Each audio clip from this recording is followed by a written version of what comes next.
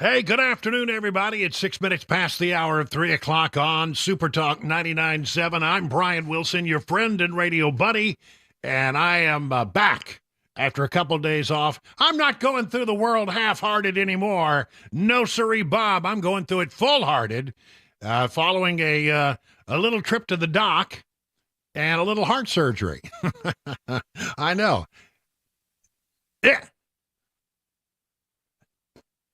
I'm back and meaner than ever. All right. I'm telling you, it was an interesting couple of days. I like that. Yep. Yeah. Hey. Yeah. Well, I'm telling you, it was an interesting couple of days. If you do not know the story, and apparently I confused a lot of people because I posted some stuff on social media, and they said, what's this all about? We don't know anything about it. Well, it turns out, I had to go and have a little heart surgery on Wednesday. And when I say surgery, it's an outpatient procedure. It's not like they cut me open and crack me open and, we're doing serious surgery. Basically, my heart is very sound. I just had a problem that I had an irregular heartbeat. And, sometimes things that you think are the worst thing in the world and bad experiences that you've had turn out to have an upside. Now, as everybody knows, I've talked about it endlessly. This past summer, I had a case of shingles that was just the worst. And it was a really bad case. Doc said, not the worst case I've ever seen, but it was a bad one, and it took months to recover from that, and to this day, actually, I'm still having a few problems as a result of that. Mostly okay, but because of going to the doctor, they just did a regular check on my heart and found that my heart was beating irregularly, and I said, you need to have that looked at. That's a lot of irregular heartbeats, not just once in a while. It's like several a minute. And so I went to a cardiac. I've had several meetings with cardiologists, Dr. Tolbert and Dr. Gandhi, and I have Dr. Stribling. But to solve this problem, they have to go inside your heart with a catheter and sort of zap certain nerve cells that are responsible for the irregular heartbeat. All right, so they did that once before, but they couldn't get it all because of where it was, and it's sort of in a very difficult position. They couldn't quite get at it without perhaps harming the heart in another way. And so I went to another cardiologist, Dr. Ricardo Lugo, and so his idea was to go in from the outside of the heart. In other words, they had a catheter that went through a vein on the outside of my heart and attacked the spot that needed to be zapped from the outside instead of the inside. And the amazing thing is, I now have a perfectly beating heart. Nice. Now, they said because of the irregularities of all of this, the irregular heartbeat, that I had about 50% heart capacity. In other words, my heart was working against itself because it was beating in a wonky way. I had no idea. I just thought, well, this is what it is to get a little older. You just start to slow down. You don't have the stamina you once had. No, apparently it was the heart.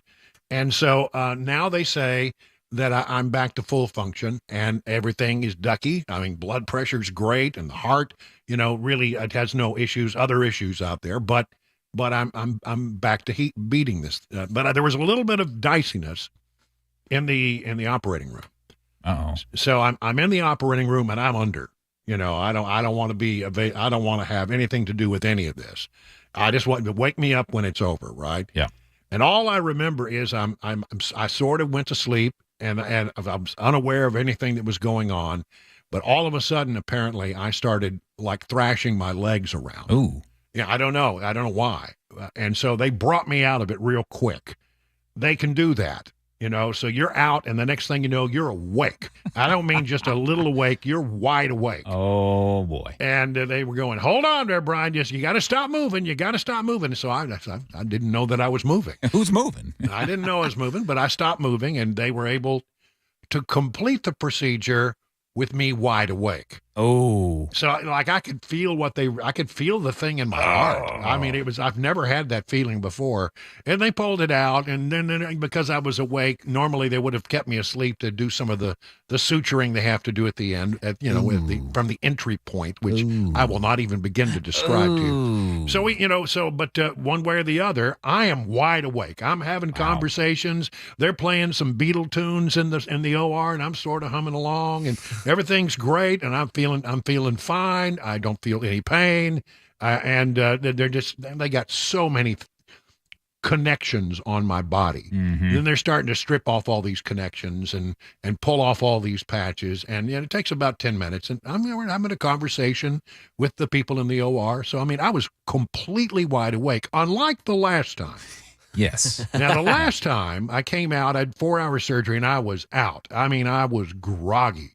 Came back to the little recovery room, and Cabana wife, at the time, took advantage of the fact that I was under the effects of anesthesia to secure several promises, which she videotaped, and they eventually got posted. It was like, can we go on a big vacation trip? Yes, honey, whatever you want.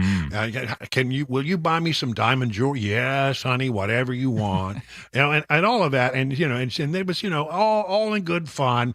Make fun of the guy while he's still groggy from anesthesia. But this time, I was wide awake because they had awakened me completely in the operating room. So I'm in the recovery room, and I'm waiting for Cabana wife, Dawn, to show back up. And they're going to go down and get her. And I said to my nurse, Sarah, I said, Sarah, do not tell her that I'm wide awake.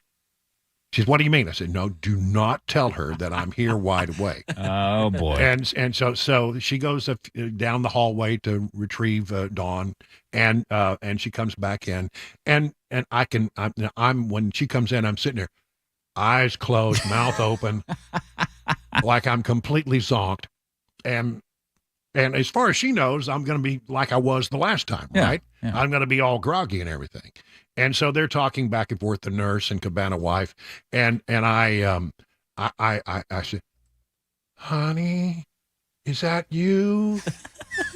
And the most pathetic, weak voice that I could muster.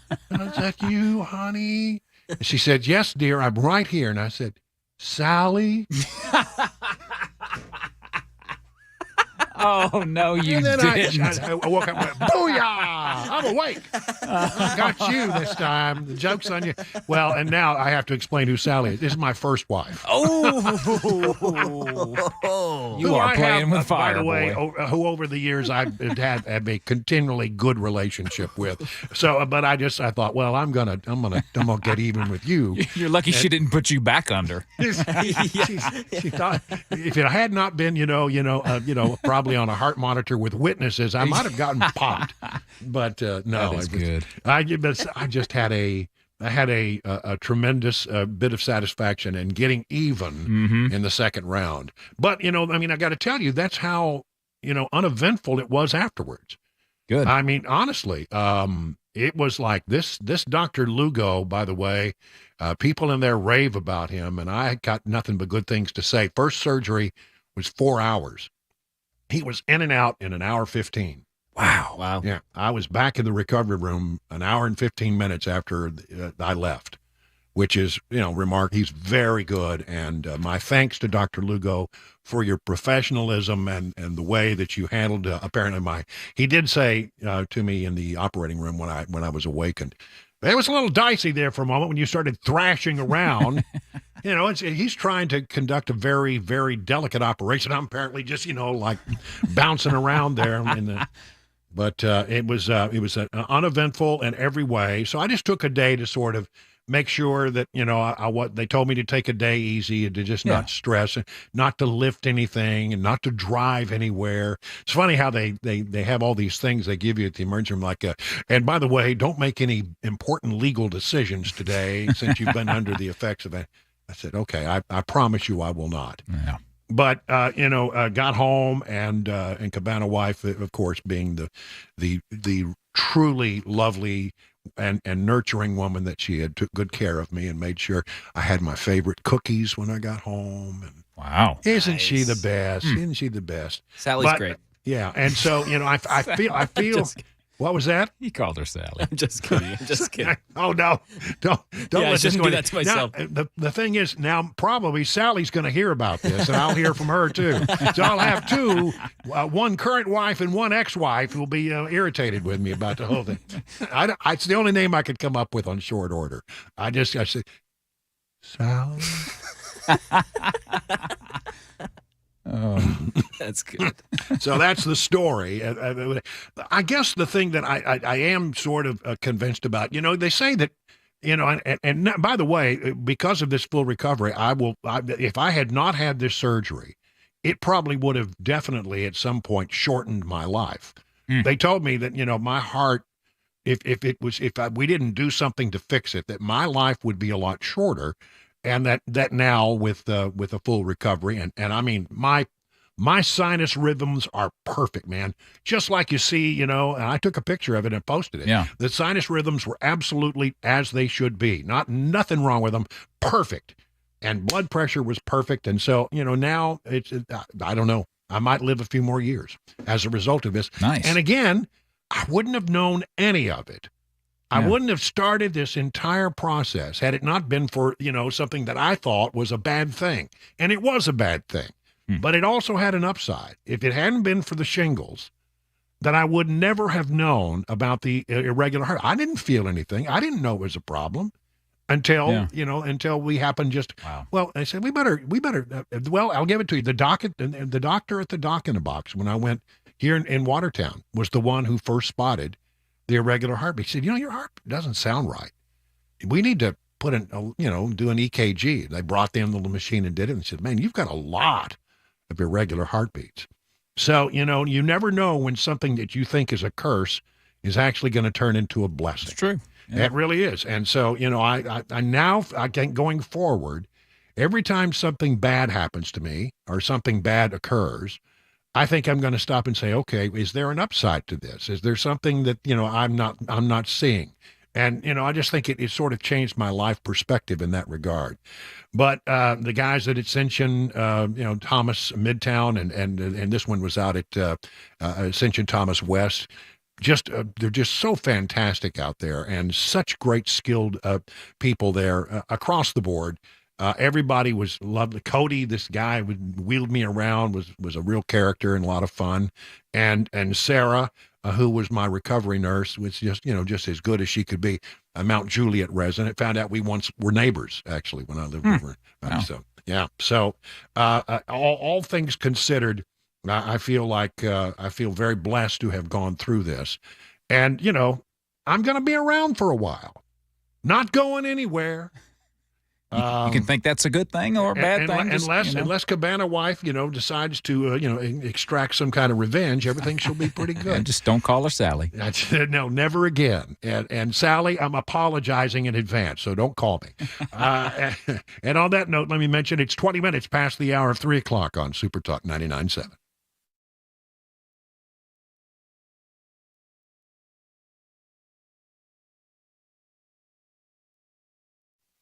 Hey, listen, it is tomorrow is officially Veterans Day, and so the folks over at Legend Steakhouse want you to know that on Veterans Day, veterans eat for free.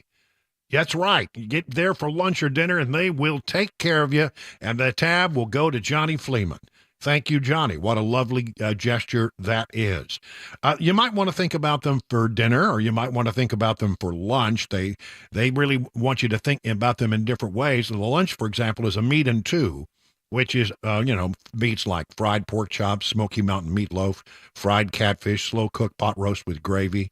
And the sides, well, really, for me, at a meat and two, it's all about the sides. 14 vegetables and casseroles to choose from: broccoli casserole, turnip greens, bourbon glazed apples. Now, these are foods like your mama used to make, and in fact, these recipes came from Johnny's mom. He borrowed them from his mom 30 years ago and never gave them back. You have multiple locations across Middle Tennessee, good food at a fair price. Go to legendsteakhouse.com to learn about their locations or to order online. A Tennessee company that's been in business for some 34 years. You're going to enjoy your next visit to Legend Steakhouse. My name name is Crystal Knight. I was actually addicted to meth. I had lost my children, my home, my family, all of it. And I was broken and I had really nothing left. You've got the staff who show the love of Christ every day. It's the network here helped me get clean and stay clean. I'm coming up on 3 years. I've worked here over 2. This place changed my life. I just hope that they donate to this place because they'll love it as much as I do. If they just look into it a little bit, it changes lives.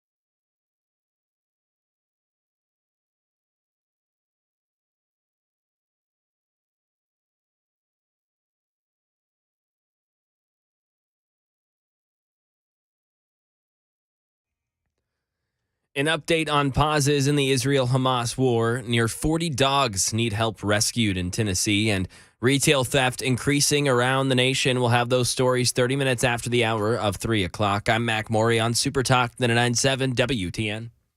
It's 24 minutes past the hour of 3 o'clock. Brian Wilson back in the chair. By the way, one thing I forgot to say in all of that story is thank you to Pamela Furr for stepping in and covering for me over the past 2 days so ably. Greatly appreciated. Thank you, Pamela. It probably was a busy time for her because she's getting ready to have the Bourbon Bash tomorrow night. That's right. Which she's very active in that particular operation. So I want you to know that, Pamela, I greatly appreciate being there for me when I needed you. I want to talk a little bit about two things let's talk about both sides of the equation. Right now there's a couple of things going on with Joe Biden. The Biden impeachment inquiry, apparently a bunch of subpoenas have now gone out for Hunter Biden and James Biden and a whole bunch of other people. Now they sent out more subpoenas. This is the House Oversight Committee. One of them is for Elizabeth Naftali, who purchased Hunter Biden's art. And Georges Burgess, who is Hunter art dealer, and Erwin Schwerin and Eric Schwerin and Mervyn Yon, two Hunter Biden business associates, to sit for depositions before the committee. Let's see, that'll be very interesting to find out, how much did Hunter Biden sell his art for? And it was, you know what, that was all sort of a scam anyway, wasn't it? I mean, the whole idea that his art was worth, maybe $500,000. I guess art is subjective. I would point out that how you value your properties is a subjective matter. But we seem to have a lawsuit going on with the former president, President Trump, on that matter. Let's get the facts on all of that. Schwerin served as managing director of the investment firm Rosemont Seneca Partners, which Hunter Biden has co-founded with Devin Archer. And this other guy, Jan, is also a business associate of Hunter Biden. They're trying to get all this down and figure out exactly, where the money went and that kind of stuff. I really wondered if it's a little too soon to be bringing in. Hunter Biden may just come in and just plead the fifth. And the other guys probably will do the same. I don't know if they will or not. But one way or the other, there's been a sort of a clamoring among some Republicans. Get these people in and get their depositions and get down to it. Well, I think the way you get down to a good investigation is you make sure you have all the information that you possibly can find. You get every little thread and you sew it up and you know exactly what was going on. I assume by doing this that the House Oversight Committee is now relatively certain that they have all of the evidence that they need to make a good case for impeachment, or I don't think they'd be bringing them in. This is the kind of move you make toward the end of an investigation. And in fact, we had heard, the new speaker, Mike Johnson, say they thought that they might move pretty quickly to impeachment, from the impeachment inquiry to impeachment. Looks like we're headed down that pathway in the next few days. And now, as far as what's happening in Trump world, this is a very interesting story. Representative Elise Stefanik, a Republican from New York, where this trial is taking place, has sent a letter to the New York State Commission on Judicial Conduct expressing serious concern about the judge overseeing a civil fraud trial against President Donald Trump and the Trump Organization. Quote, "This judge's bizarre behavior has no place in our judicial system, describing inappropriate bias and judicial intemperance." New York Attorney General Letitia James is, of course, in a civil trial suing Trump for defrauding the state by artificially inflating his net worth in a trial that began on October 2nd. As such, the bench trial, there's no jury. Under the statute prosecutors are using, will only deal what penalties President Trump will need to face. Mrs. James is asking for a $250 million in damage and to bar the former president and other executives from doing business in the state. So there's a lot at stake here for the Trump Organization. Ms. Stefanik echoed these concerns, pointing out the defendant is a leading candidate for the presidency. It appears, she writes, the judicial system is being politicized to affect the outcome of the campaign. Judge Engoron has displayed a clear judicial bias. At one point, the judge was listening to testimony from Donald Trump, and Donald Trump was trying to explain things like, when you add the Trump name to a piece of property, the brand increases the value, and trying to make these arguments and that he's allowed to make, defend his own position. And Judge Engoron told him, I don't, get your client under control, and tried to shut down the lengthy answers that Trump was giving. And in an exchange with his lawyers, he said, I'm not here to listen to what he has to say. Well, if you're not there to hear what he has to say, what are you doing there? The man's on trial. He has the right to defend himself. And so I think this is right. Look, this whole particular case just is so political, and it's so obvious, and it looks like the attorney general and the judge are working hand in hand for the same outcome, to stop Trump at any means possible. I'm glad this has been filed, and I hope it's taken seriously, and I hope it's followed up on. 30 minutes now, past the hour of 3 o'clock.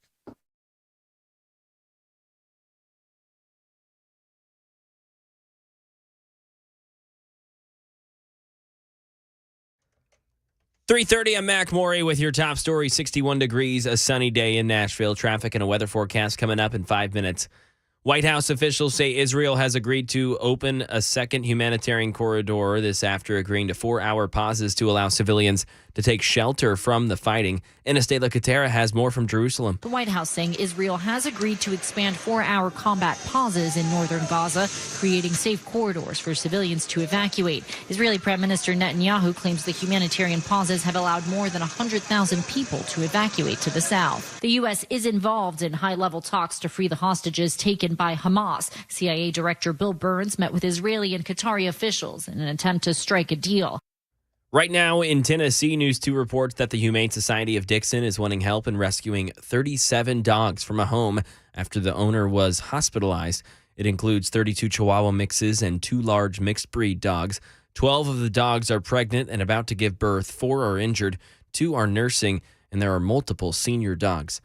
And organized retail theft has become a major issue in cities nationwide, and now one sheriff is calling out Target and Walgreens for refusing to help stop retail theft. Alex Stone. Jim Cooper is a sheriff in Sacramento County, a Democrat who took to Twitter this week blasting Target and Walgreens for shutting down sting operations to catch retail thieves, saying the companies refused to take action, not wanting people contacted or arrested in their stores. Sergeant Amar Gandhi speaks for Sheriff Cooper. When it comes to the corporate level, all they're worried about is their bottom line, and they don't care about the safety of their employees. They don't care about the safety of their customers. But Walgreens says theft is a top priority, and the Retailers Association says the companies have been on the front lines fighting theft and working with law enforcement. And that is the latest news. Weather and traffic next. I'm Mac Maury, WTN News.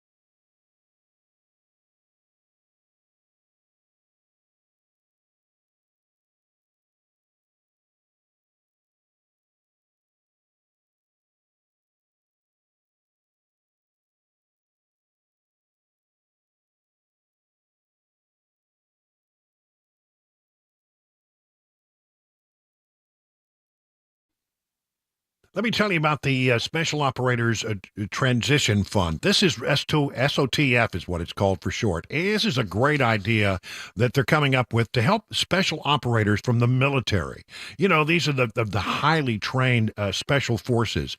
And they now, I guess actually this all started back when we were chasing Osama bin Laden. And at a dinner afterwards, somebody was asked, some of the people that were involved in that, what are you going to do now when you retire? And none of them knew. And so you've got these highly trained, extensively trained special operators. And when they're ready to come back into the real world and leave the military, it's very difficult for them. There is a transition. So the folks at SOTF have done all they can do to try to change all this. And they're asking several things. If you're hiring, why don't you think about hiring some of these people who are come from the special operations programs in our military, or host a transition workshop? Do you have a business that can offer up space to help them host such a workshop? Or you can donate. It's a 501c3. Donations are what they are funded on. It takes $6,500 to put one special operator through the program to help them make the transition into the work world. So listen, this is a great thing. If you want to learn more about this, go to the Special Operations Transition Foundation website. It's sotf.org. Please take a moment to go on this Veterans Day. Go to sotf.org for more information.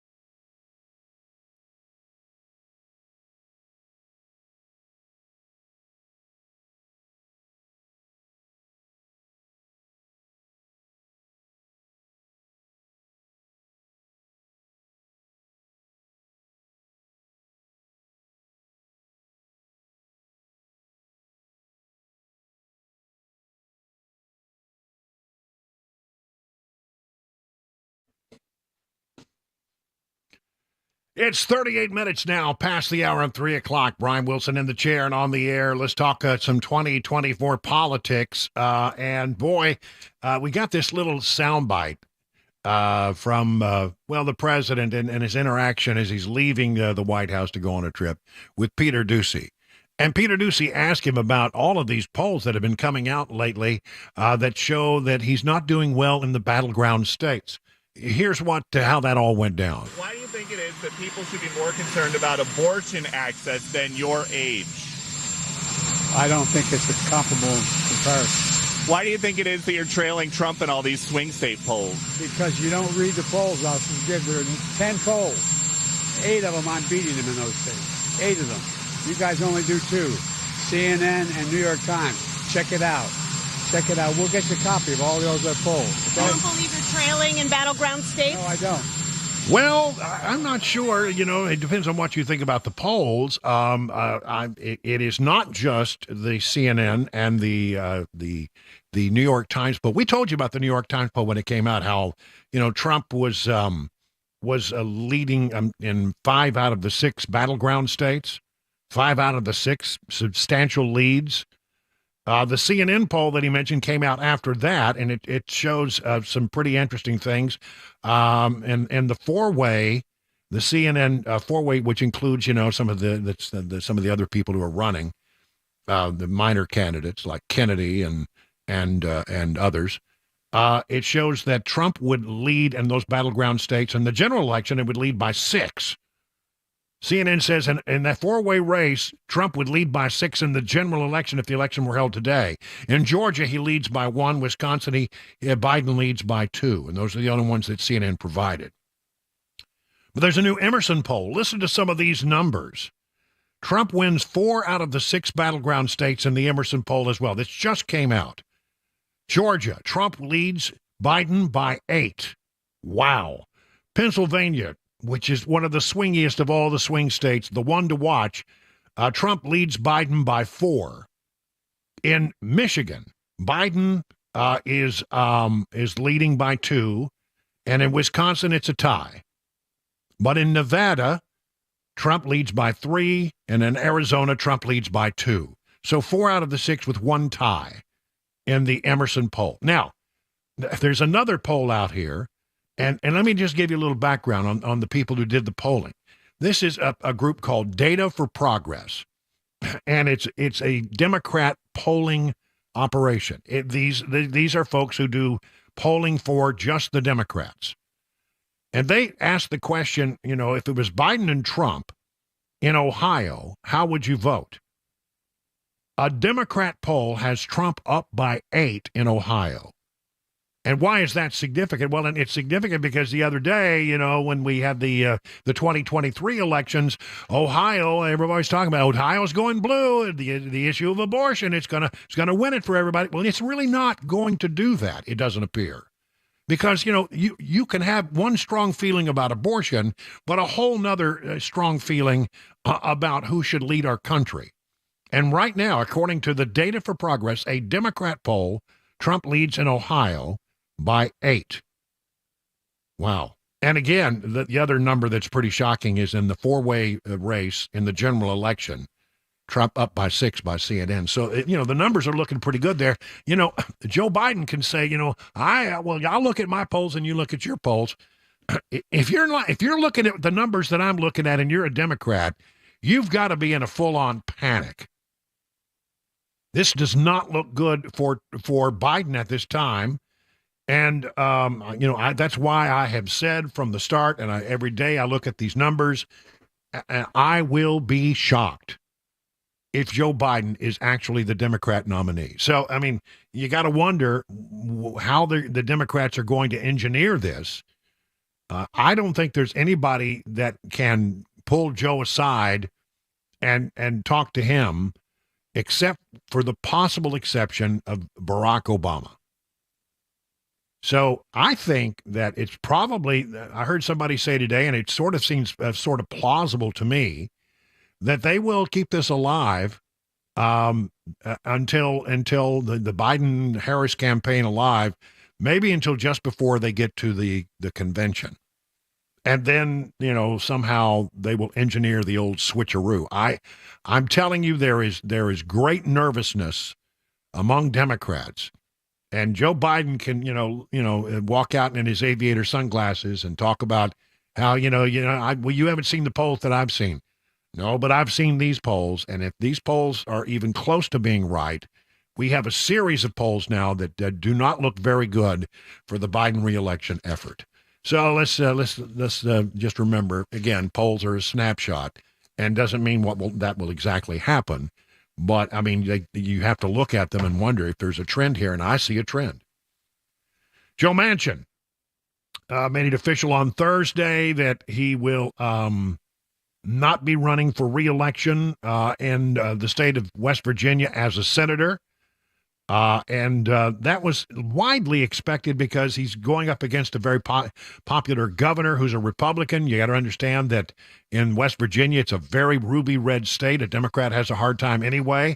Trump had picked up 70% of the vote in the last election in West Virginia. So that means that Joe Manchin was going to have an uphill climb if he wanted to run for re-election. However, he was the best option for Democrats. And so that now that Joe Manchin has said he's not going to do that, it looks like that Senate seat, unless something happens that I don't foresee, will likely flip from blue to red. And that means that it makes it very difficult or much more hard for the Democrats to control the Senate after the 2024 elections. The Democrats really have an uphill climb anyway. A lot more of their people are up for re-election than on the other side. Remember, in the Senate, a third of the Senate is up every 2 years. So that's where we are now. The hallmark of Senate Majority Chuck Schumer's tenure as Senate Democrats' chief political strategist has been to persuade incumbents to run for re-election in tough races. And they wanted Manchin, even though they get irritated with him now and then, as he's a very moderate Democrat. They wanted him to run again, and he's not gonna. Now, that's good news in that Republicans have a better chance now of picking up the Senate with Joe Manchin not running. Although I think probably he would not have won even if he stayed in the race. The question is, what's next for Joe Manchin? Well, he's on a listening tour. He's traveling the country, and he's listening. And look, he's made no bones about the fact that he wants to continue to serve, and a lot of people are thinking he might be the candidate who ends up being nominated by the No Labels Party, and that would be very interesting. You throw a name like Manchin in there. Manchin's a pretty good politician, a pretty good retail politician, and he knows how to sort of run a campaign, and I think it would definitely make things a lot more interesting and hard to figure out where things might land if there was a viable, moderate, centrist candidate in America. Again, I still think it may hurt Biden more than it hurts Trump, but who knows how the numbers are going to jumble. So far, the more people they get into it, the better it seems to be for Donald Trump. So we'll continue to watch that and see what Manchin has on his mind. Another couple of stories. Democrats grow more confident in the campaign message. They after 2023 election results came in, they feel like they've got good campaign issues. Basically, they're going to campaign on abortion. That's going to be the thing that they do. They're going to talk about, how Republicans want to take, did I miss the memo on something? I don't know. The Supreme Court did not outlaw abortion. Democrats seem to think that's the case. I bet if you did a poll out there among people, across the country, a fair number of Democrats would tell you, well, abortion's been outlawed, and no, it hasn't been outlawed. It's simply been given back to the states, each state given the opportunity to make a decision about how they want to handle it. So, let's be sure that when they talk about abortion being outlawed, that we at least acknowledge that it's not completely outlawed. There have been it was a real victory for people who are pro-life like me. And I look at that as a victory, and I'm glad that the Supreme Court came down with that. But remember, they're going to try to make this thing look much more dire than it is. So I think that that's going to be their major campaign message. They're going to go all in on that particular issue. And one of the reasons why Democrats and the things may have turned seemingly blue in Ohio. Remember, I just told you that Trump's leading Biden by, what was it? By 6 points in Ohio? 6 points. 8 points. What was it? I'm sorry. 8 points. Yeah, he's leading by 8 points in Ohio. And then the other day, there was a lot of talk about in Ohio, the abortion referendum. They tried to make it a constitutional amendment. You also have to remember that there was something else going on there as well that drew a lot of people in to cast a ballot because they were interested in the topic, not necessarily, and they're probably pretty left-leaning folks, a lot of them. And there was a recreational marijuana ballot measure that they were voting on there in the Buckeye State. So it was yes, a lot of people went and voted yes for that, but also because they are trended to be liberal, they also voted for one.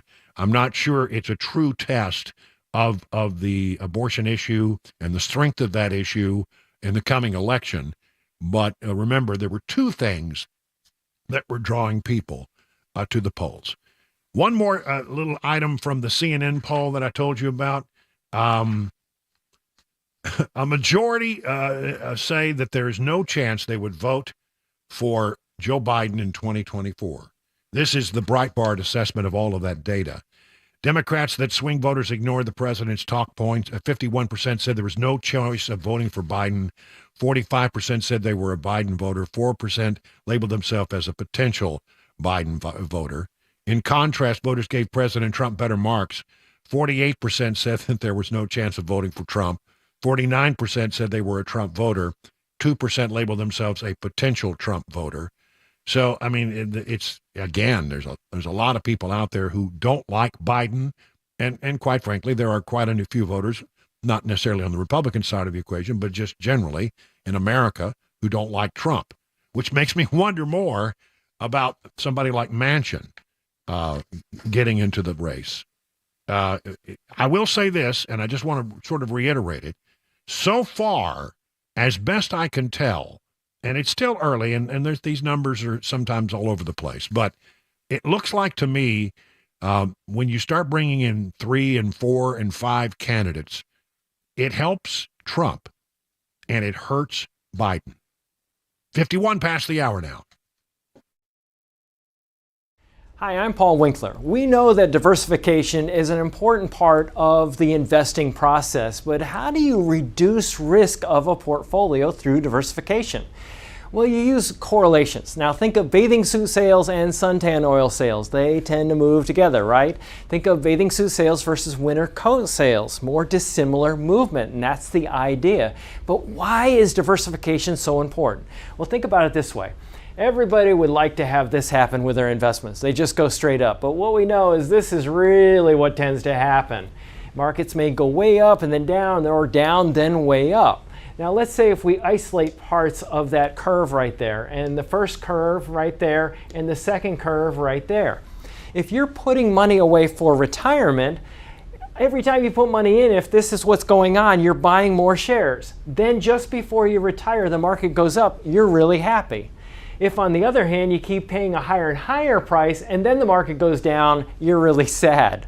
And we can't choose what's going to happen with the market next. But what we can do is what we know through academic research, and there are Nobel Prizes awarded for this, is we can look for things that tend to move in dissimilar fashion. And what happens when we do that, we can reduce the volatility of the portfolio, hence bringing those curves in.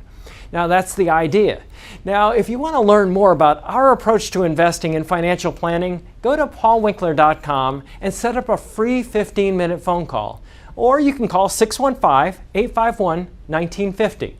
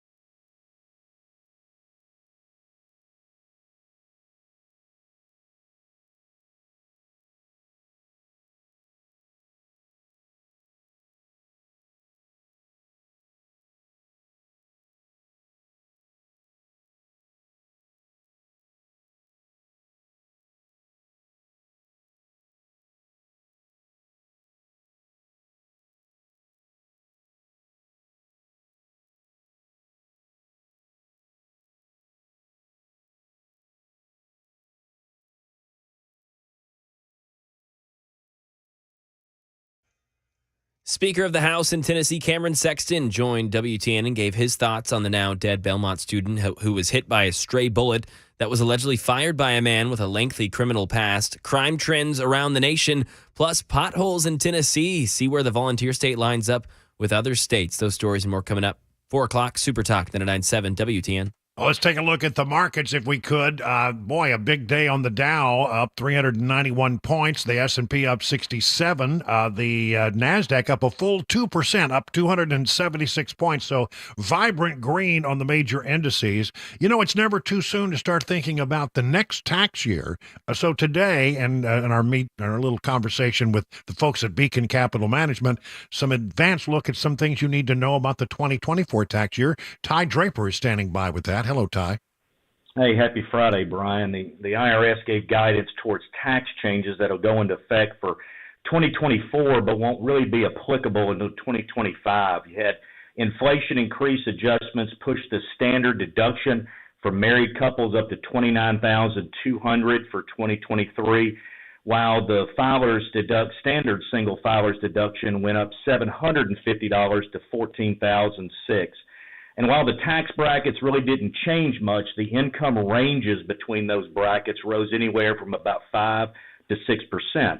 Now, for people doing gifting, that exclusion rose by $1,000 to $18,000 annually, and savers got another big boost this year as 401k plan participants. The annual limit rose to $23,000 annualized, and catch-up contributions stayed the same at $7,500. Now, IRA and Roth plans also rose with income phase-outs increasing up to $7,000 annually, and retirees also got a little boost for people doing qualified charitable distribution, rose about 5% to $105,000 annually. You know, all these measures help taxpayers as inflation continues to be another sticky story heading into the new year. All right, Ty, thank you very much. Learn more about all the things they can do for you at Beacon Capital Management by going to their website, askbeaconnow.com. 59 past the hour.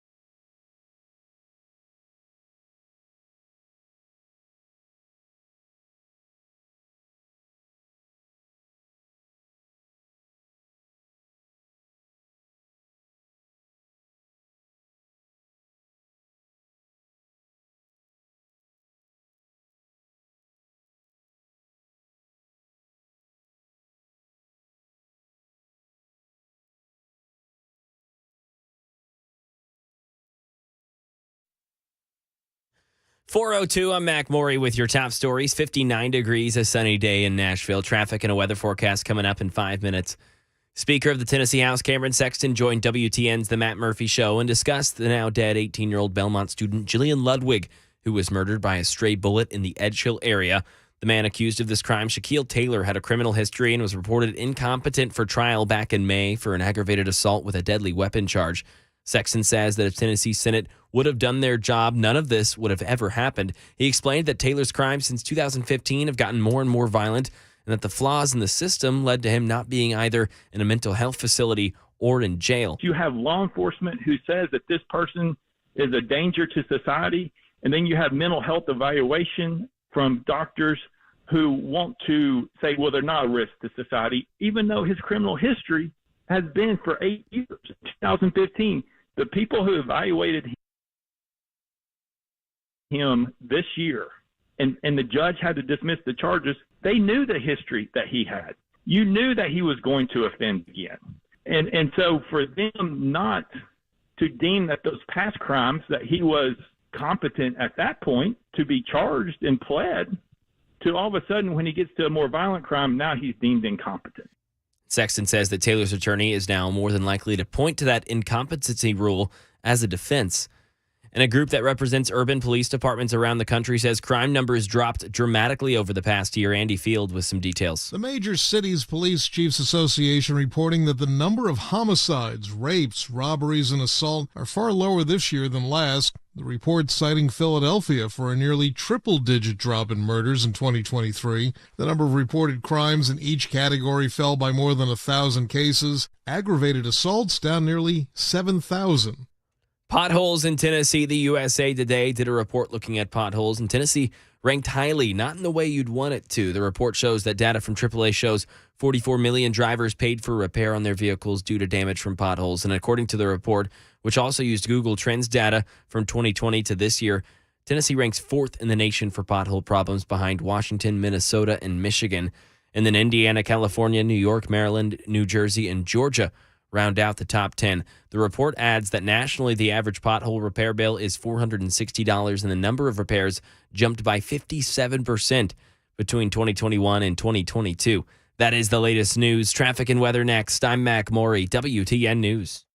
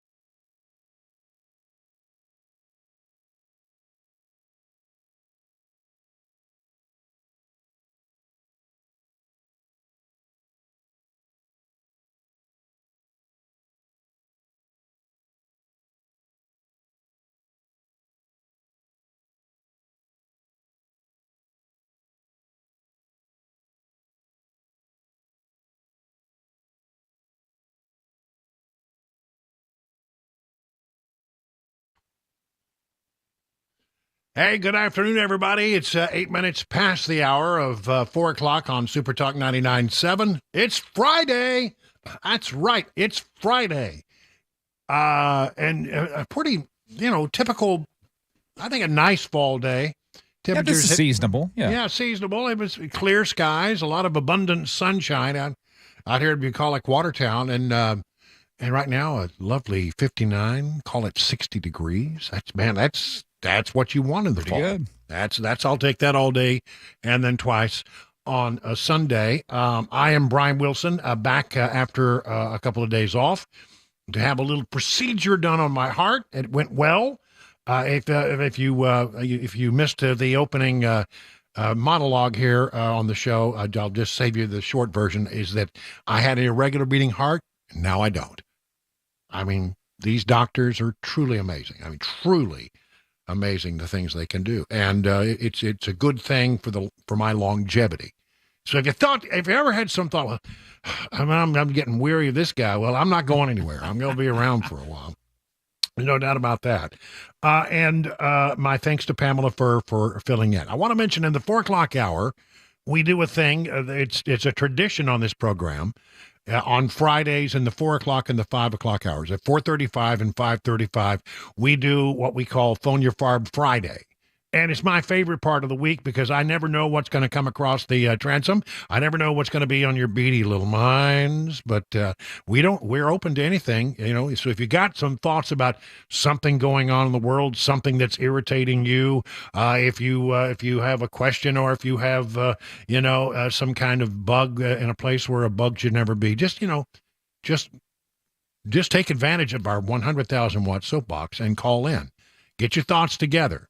Complete, coherent, cogent thoughts. And that'll be coming up in about 25 minutes from now.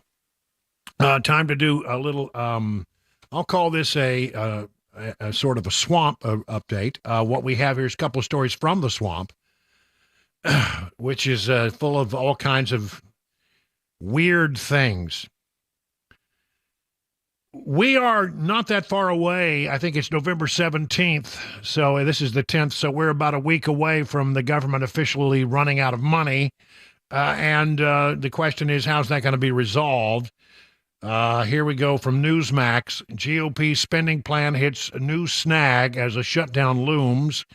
Republicans who control the U.S. House of Representatives had to delay another fiscal 2024 government funding bill on Thursday as their slim majority struggled to overcome internal differences on spending levels and so-called culture war policies a week ahead of possible government shutdown. The delay on a bill to fund the White House, Treasury, and other agencies poses a headache for new Speaker of the House, Mike Johnson, who is expected to unveil over the next 2 days a stopgap spending measure aimed at keeping federal agencies open after federal funding expires on November 17th. Lawmakers said they expect Louisiana Republican to unveil a continuing resolution, a CR, to avert a partial government shutdown as late as Saturday. A House vote is tentatively scheduled on next Tuesday of next week. This is now going to be, I think, the real first test for Mike Johnson. I mean, he's had a couple of good victories here, being able to put together a Republican coalition that got key measures passed. But this is one where there are different opinions about how to go forward.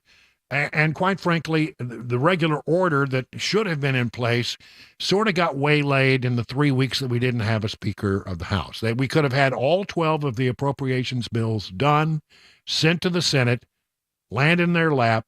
But it's just not going to get done in the time allotted. So I think a CR probably will happen.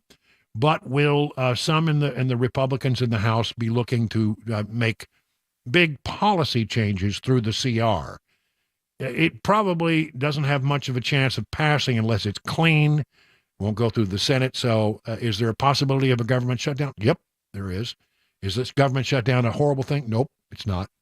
But one way or the other, you eventually have to solve that problem to keep the government running. So that's a thing to watch as we move further into next week. Exactly how does they resolve the fact that on the 17th of November, the government is scheduled to run out of money, such as that is. Every once in a while, when I'm looking for stories for the Swamp Report, I come across something that just perfectly rankles me. It just makes me angry as an old wet hen. House Republicans failed to defund a federal kill switch mandate on Tuesday night. Now, this requires all vehicles produced in 2026 and forward to feature technology that can automatically disable the vehicle if impairment is detected. This lays the groundwork for corporate and government access to monitor and interfere with something that I think all Americans treasure: ability to go where we want to go when we want to go there, personal movement. I mean, it's one of the great things about America. In some countries, you can't just pick up and say, hey, I think I'm going to go to, Florida for the weekend, or I think I'm going to go see some family in Texas. You don't have freedom of movement. In America, one of the great things is we're free to go wherever we want to go when we want to go there. But not if the government has the ability to turn off your car.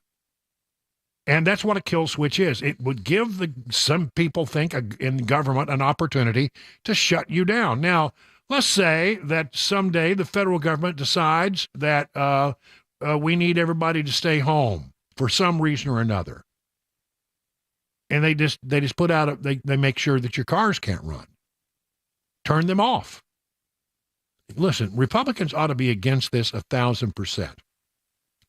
By a vote of 229 to 201, the lower chamber rejected an amendment proposed by Kentucky Republican Representative Thomas Massey to defund the mandate, which is embedded in the 2021 Infrastructure Investment and Jobs Act.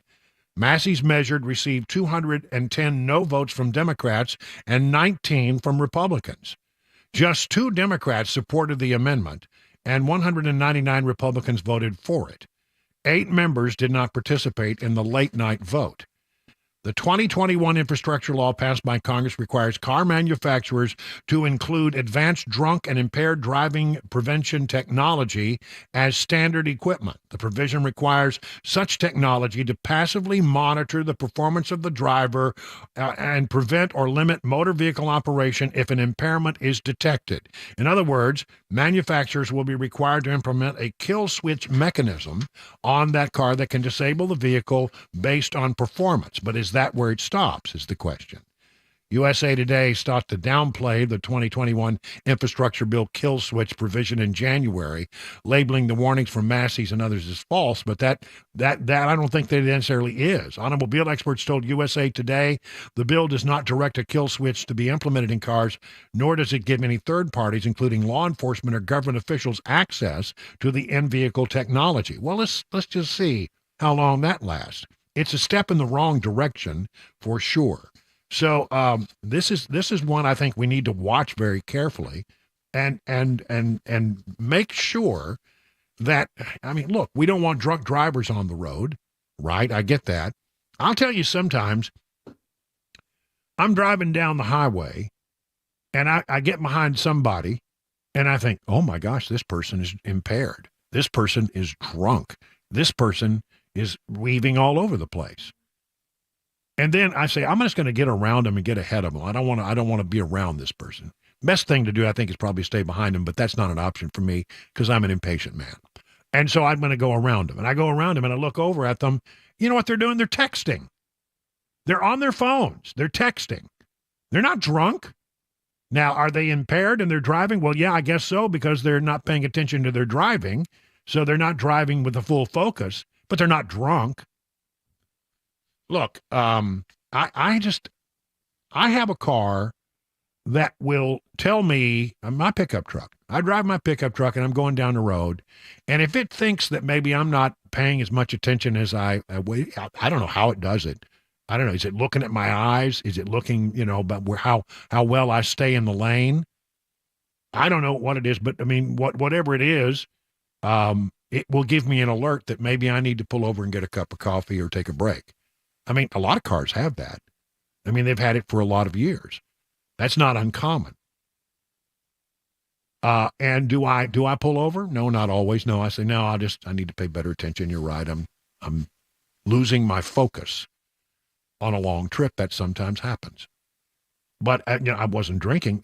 Under this plan, if you lose your focus for a moment, you're going to be shut down. How do you then turn it back on? How do you convince them that you're not intoxicated? How at what point? I mean, did they just automatically? Well, you're shut down for 3 hours. Well, that'd make a trip fun, wouldn't it? Yeah. You get a little distracted for a moment, and the alert goes off, and the next thing you know, you're sitting on the side of the road for 3 hours, and you haven't had anything to drink at all. I don't think it's but I'm really concerned about where it might go next. If the switch is there, if the switch is implemented, could it become a thing where the government would take advantage of the situation? One way or the other, I don't really want that kind of technology out there, and I think Massey is right, and I hope the matter is revisited in Congress. It is now 20 minutes past the hour of 4 o'clock on Super Talk 99.7.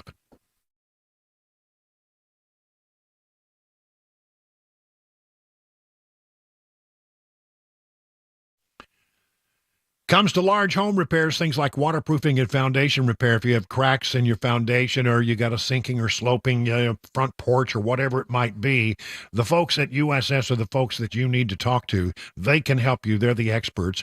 25,000 satisfied residential customers over the course of some 25 years. They've been around here just a while. And I mean, don't just take my word for it. Here is what some people have said. Chris Kay said, the crew that worked on our house has been top-notch. I appreciate the integrity, the speed of feedback, and the quality of work by all who have worked with us. Jerry said, the best crew we've ever had do work on our house. Jeffrey said, the service was A+++. On top of that, the work they did actually solved my problem. See, listen, they're going to come out. They're going to take a look at exactly what's going on. They're going to give you their best advice, and they're real experts in this. And if you decide to go forward, you don't pay a penny until the job is done and you are completely satisfied. Listen, the folks at USS, they guarantee their best. Call USS, serving Middle Tennessee, Southern Kentucky, Western Kentucky, Northern Alabama, online at USSTN.com. And here's the number, 615-488-7855. My name is Crystal Knight. I was actually addicted to meth. I had lost my children, my home, my family, all of it. And I was broken and I had really nothing left. We've got the staff who show the love of Christ every day. It's the network here helped me get clean and stay clean. I'm coming up on 3 years. I've worked here over 2. This place changed my life. I just hope that they donate to this place because they'll love it as much as I do. If they just look into it a little bit, it changes lives.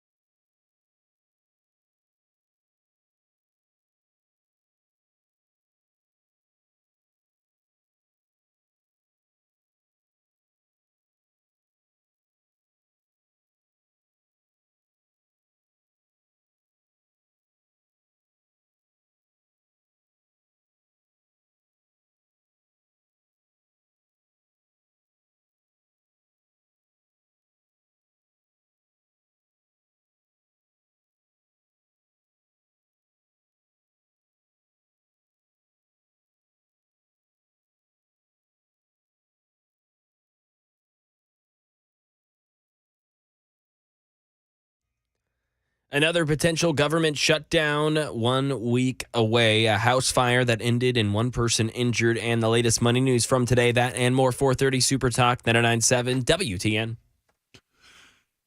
25 minutes now past the hour of 4 o'clock on Super Talk 99.7. Boy, I had to tell you, the story of Jillian Ludwig has really hit me right square between the eyes. I mean, this is an 18-year-old kid. Parents send her off to go to Vanderbilt University. Well, go to, I guess, Belmont University.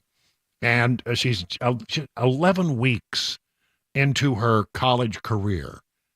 And she's just walking along, minding her own business, not in a dangerous place, as she thought. And she was hit in the head with a stray bullet that was fired by a crazy man. And she has passed away because of her injuries. How sad is this for her family? 29-year-old Shaquille Taylor has been charged with aggravated assault and evidence tampering in connection with the case. There may be other charges going since Jillian Ludwig has now died.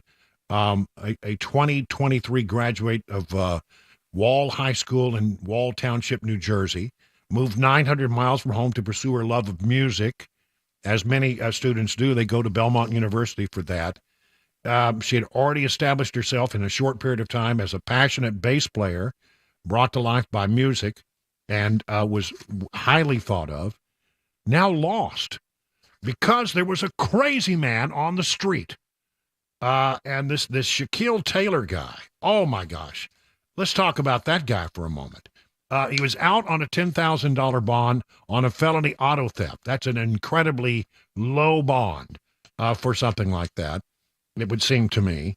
But he's got a history that goes way back beyond that. In August of 21, he was charged with felony for alleged aggravated assault with a deadly weapon in the same Tennessee criminal court.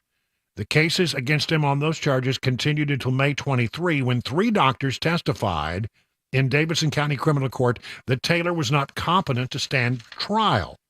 So he's not competent to stand trial, but get this, he's also not crazy enough for them to involuntarily commit him. On one hand, they say he's not competent to stand trial, and on the other hand of the equation, they say, yeah, but he's not crazy enough that we need to put him away. The guy had a history of violent behavior, and he was nuts, and he should have been locked up. He should have been put away. He should have been put in some kind of mental health facility. One way or the other, he should not have been on the street. And what's really now going to, I think, roil the waters even more on this thing, people are mad about this, and they have every right to be mad about it, is what we heard today from the Speaker of the House, Cameron Sexton. We had a special session that was supposed to follow after the Covenant shooting. And they were supposed to try to do something, but, it didn't really go all that far. Not much really got accomplished. A few things. But there was a proposal that the House had come up with to put away people like this Taylor guy. And Speaker of the House, Cameron Sexton, earlier today on Matt Murphy's show, if you missed it, you got to hear this soundbite. He says we could have passed something that would have kept this guy locked up in a mental facility if only the Senate had been willing to take action. The frustration is what it is we were told your ideas are too complex. They're going to take too much time, or this is the governor's special call session. There's really nothing that we can do. We're only going to do what he wants to do, or there's nothing extraordinary here, or all this can wait till January. Yeah. So they didn't take any action. And he goes a step further and says, if we had passed that bill, Jillian would be alive today.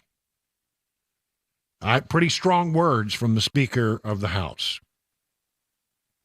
I am overall concerned about crime and the level of meanness in Nashville.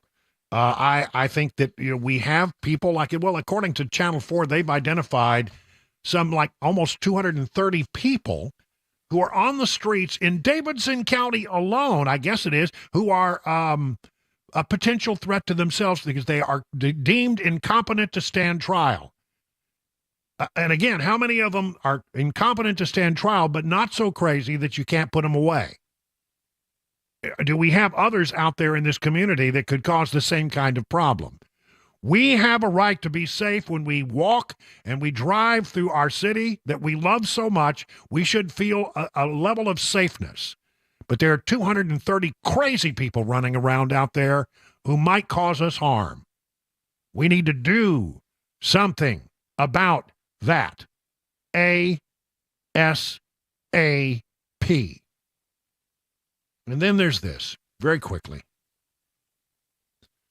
A Metro Nashville Community Oversight Board at the start of this year, and I don't normally agree with the Oversight Board, but at the beginning of this year, they called for something called the Rule of 60, suggesting that 60% of sworn-in officers should be dedicated to patrol staffing, and notes the Department of Justice said for agencies that serve 100,000 more residents, an average of about 63 of sworn officers should be dedicated to patrol. In other words, if you have a major city, somewhere in the neighborhood of 60% of your police department should be patrol officers. And according to the report in Nashville, it's 36%. 36% of MNPD staff are dedicated to patrol. It's not an absolute rule, but we're not even close to having enough police officers on the street. 30 minutes now past the hour.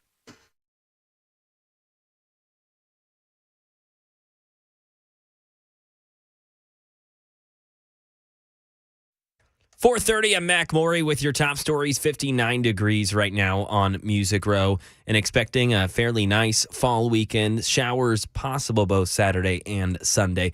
Full weather forecast, latest traffic report on the way in 5 minutes. Another potential government shutdown just 1 week away. House Republicans still no path forward. M to win. Although the House has left for the weekend and will return on Monday, all eyes are still on the new Speaker, Mike Johnson, to rally GOP support behind a new spending proposal. Republican leadership has indicated they want to vote as early as next Tuesday on a funding bill, yet no plan has been presented. Republicans are weighing options, including passing a continuing resolution or a laddered approach, essentially staggering the deadlines for different federal services. Congress needs to pass a funding bill before the November 17th deadline. Right now in Tennessee, a house fire ended in one injured in East Nashville last night. It happened on Zophai Street. One person was found inside, and the cause of the fire now under investigation. Over to the money news. Here's Chuck Sievertson. An up day and a second straight week of gains for the major indexes. The Dow added 391 points, the broader S&P 500 up 68, and the Nasdaq index advanced 277 points.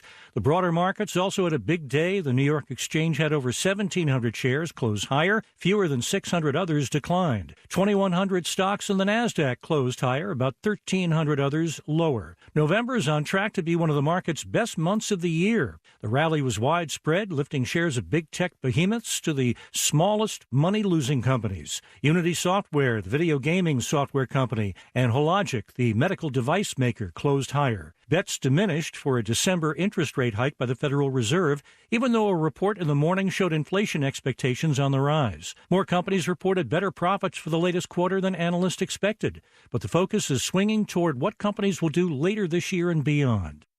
And that is the latest news, traffic, and weather on the way. I'm Mac Maury, WTN News.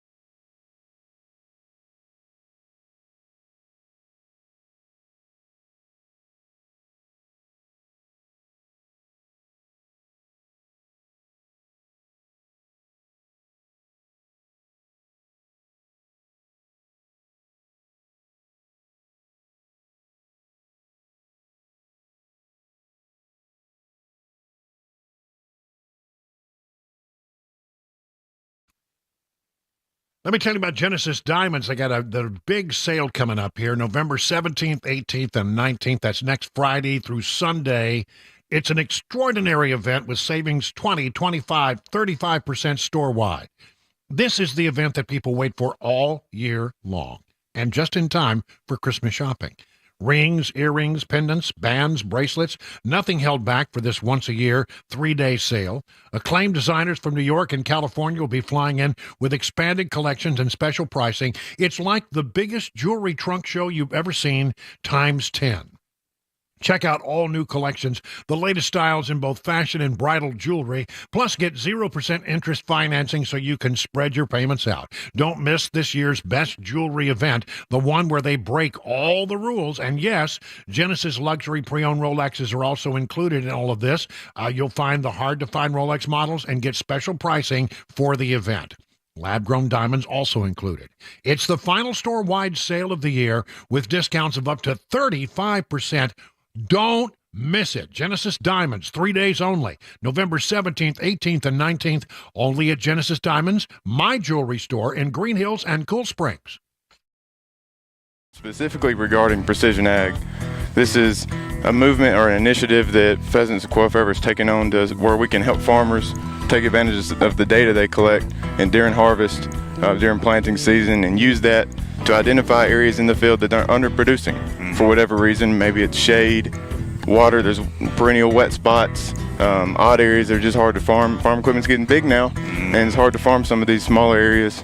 And so these areas that the yield isn't high enough to exceed the input costs, we're losing money on those acres. So Are there some alternate land use covers, wildlife covers that we can use and put on the ground that benefit wildlife but also benefit the bottom line? There's a lot of opportunities, a lot of conservation programs and conservation practices out there that can benefit the land, and they require management. And so some people might be familiar with the Conservation Reserve Program, or CRP.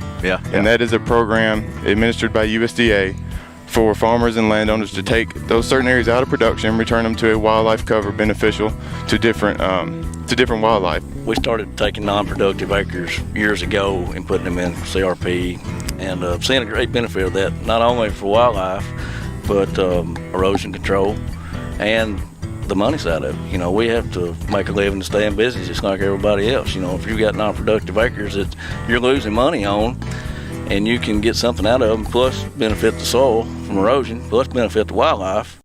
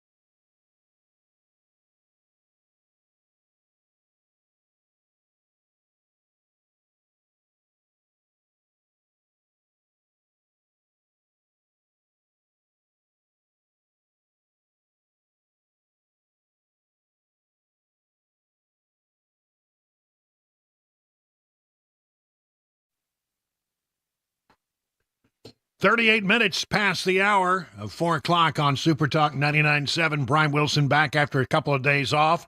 Thanks to Pamela Farb for filling in. I really appreciate it. If you have just missed the update, I had a little heart procedure, which is outpatient, in and out in about an hour of the OR, and everything went just great. Super fine. And have a perfectly ticking heart. And the little issue that we were trying to resolve, completely resolved. So back in the saddle again, just a couple of days after that. And you know what it's time for? It's time for this thing we do called Phone Your Farb Friday.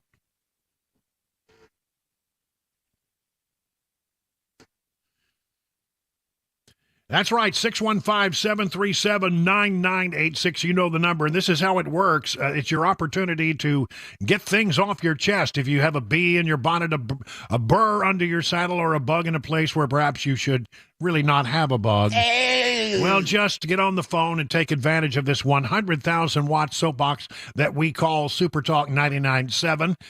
Maybe you've taken umbrage with something you've heard. Maybe you got an issue that you want to bring to our attention. Whatever it is, the phone lines are open, and we really, really love having you on, especially first-time callers. If you're a first-time caller, you just can't lurk out there forever.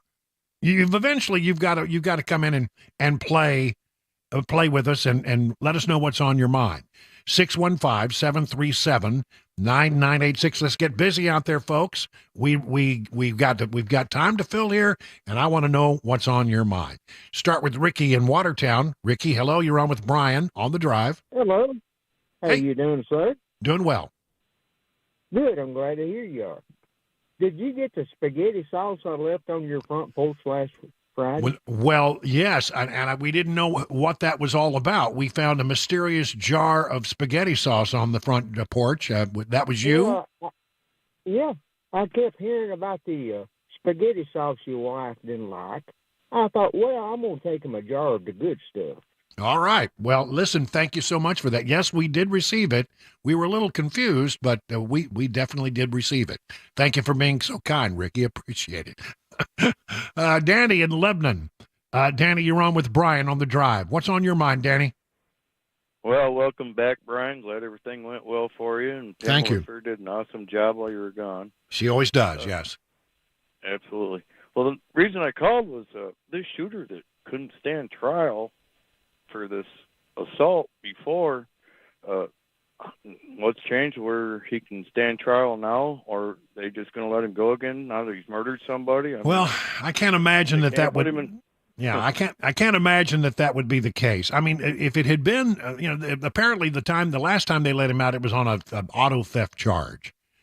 But before that, he had a history of violent activity. And I mean, there were, you look into his background, there's all kinds of stuff in there, in and out, a lot of police interaction with this individual. And I don't understand how, on one hand, they can say this person is not somebody who should stand trial because they don't understand what's going on, that they're incompetent to stand trial. If you're incompetent to stand trial, then you ought to be placed away. But what I'm hearing is there's two standards here. One is, a legal standard about whether or not you understand what's going on in the courtroom. And the other one is, are you crazy enough that you need to be put away involuntarily?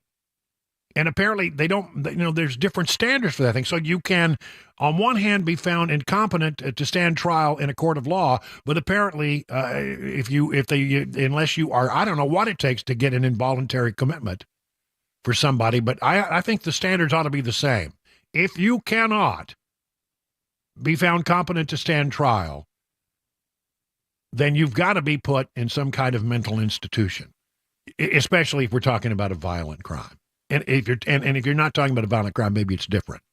But if you're talking about a violent history and a violent crime, I don't understand why there should be a differentiation here. Thank you, Danny, for the call. Let's go to John, Mount Juliet. Hello, John. You're on with Brian on the drive. What's on your mind, John? Hey, Brian. How you doing? I'm doing fine. Well, I've been wondering about this for a while, since 2020, when the tornado hit Mount Juliet. Right. March 3rd. When you described what happened to your house and behind where all the fences were knocked down and you could see everything in the trees, I think I live right down the street from you. Oh, really? In my opinion. Mm-hmm. Was the house number like 4017? Yep.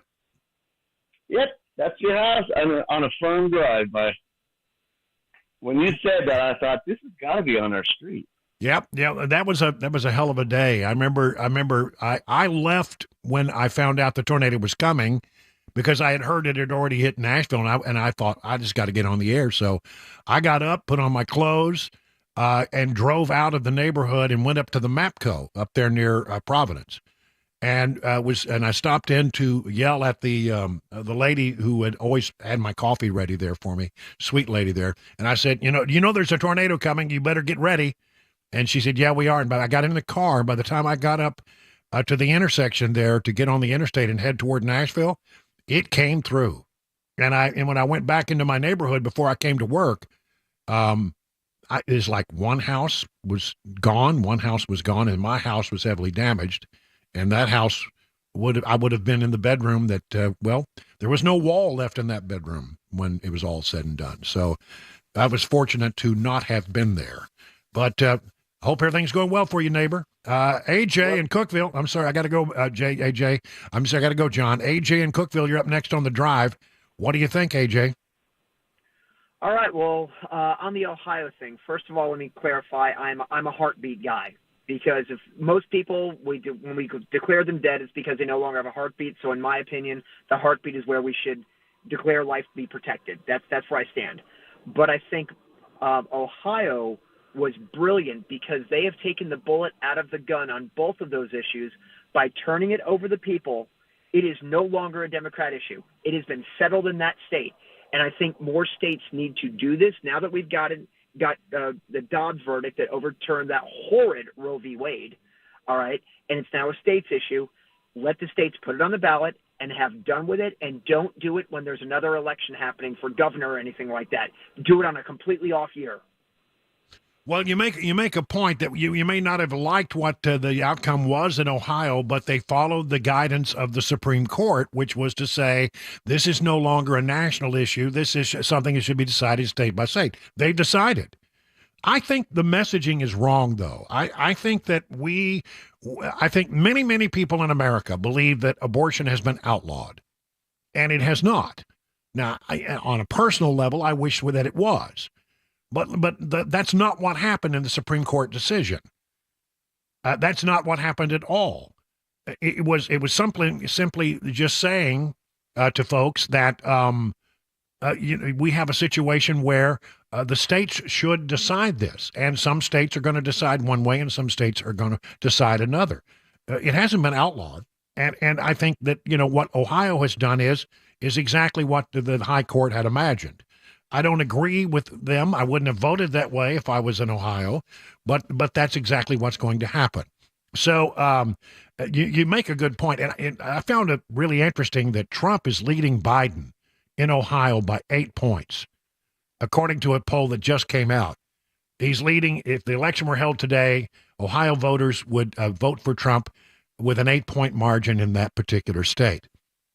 How can it be then that abortion is going to be the issue that changes everything? I mean, if the Democrats believe that abortion is the one that they're going to, that they're going to push very hard, and they believe that's the issue that will prevent Republicans from gaining momentum in the coming election cycle, I just don't think so. I think when it comes to making a decision about who's going to lead the country, when you're talking about things like, leadership and the economy and all of that, I think that's going to be a lot more important to people. And especially in places like Ohio, where it's already been decided by that referendum that they had on the ballot the other day. Well, this is the first. We ran out of calls. I just ran through them so quickly. We're all done. So I'm going to call it at 48 minutes now, past the hour of 4 o'clock.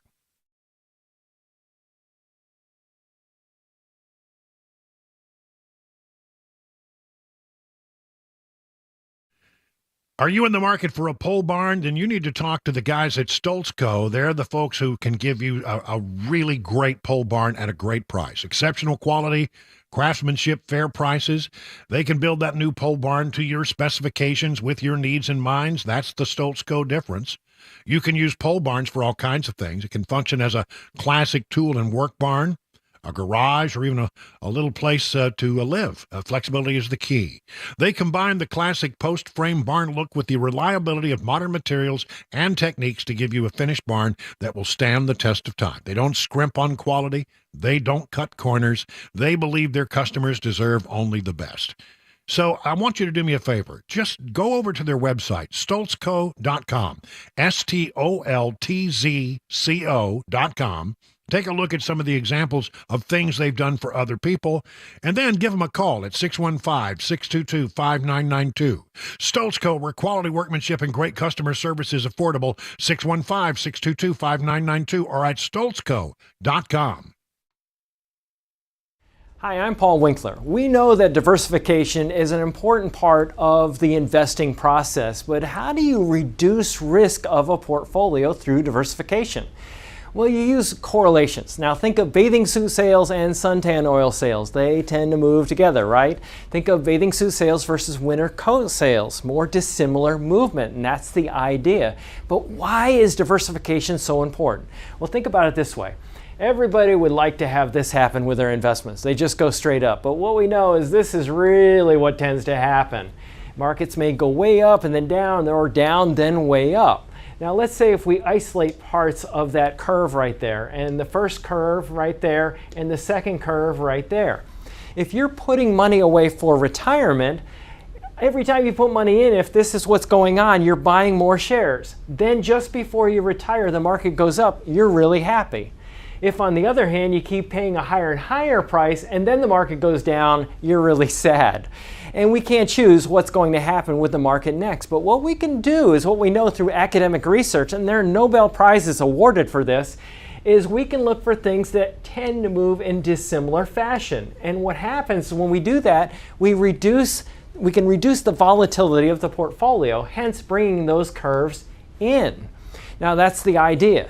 Now if you want to learn more about our approach to investing and financial planning, go to paulwinkler.com and set up a free 15-minute phone call.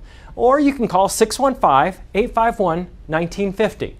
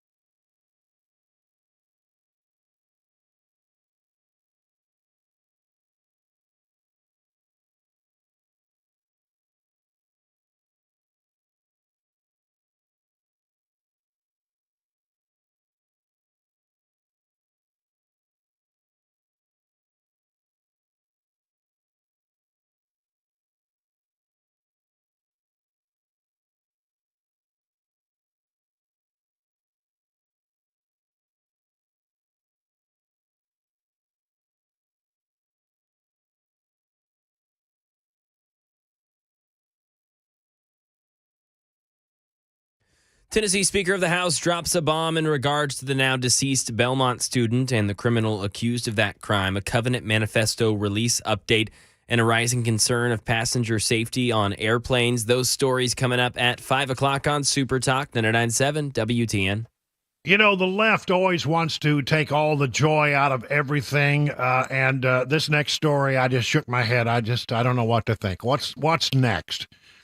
And the folks over at CNN ran a report based on the dangerous climate change impact of jack-o'-lanterns. What? That's right. Yeah, I know. Apparently, there's about 1 billion pounds of pumpkins, they say, that are grown in the U.S. every year to be turned into, in many cases, jack-o'-lanterns. And then that when they start to decompose, as one will, they start to decompose. Apparently, they create methane. And then because the pumpkins are mostly water, they get into the landfill and they say the water cannot return to the water tables. It's trapped in the landfill, and therefore we lose water. All the water that apparently that was used to raise the jack-o'-lanterns is therefore lost. All of you parents out there, you are killing the environment by letting your kids have jack-o'-lanterns. What's wrong with you? Come on, give me a break. Give me a break. Apparently, they say that this is what you should do.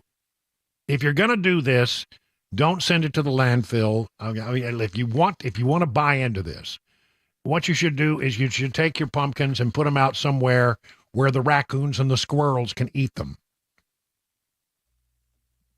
Okay. But they say that even so, decomposing pumpkins still produce too much methane, which they say warms the atmosphere to the same extent as carbon dioxide, but in a shorter amount of time. It's a big cause of climate change. Your kid's pumpkin is killing the planet, is what it is, if you believe this. Unbelievable.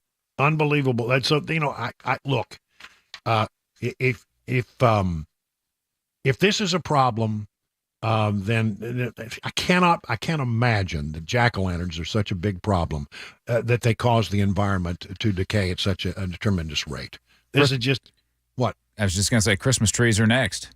We're cutting down these trees that are producing oxygen, and they're just killing them off now. They're just dying. Yeah, more oxygen. You may hear that, and I hear this all the time. Brian, why do you still print stuff out on paper? You're killing trees. No, those trees were planted specifically for making paper. And the same is true for Christmas trees. It's a crop. We just don't think of it because we don't eat it. We use them, but we don't eat it. Anyway, 58 minutes now past the hour of 4 o'clock on Super Talk 99.7.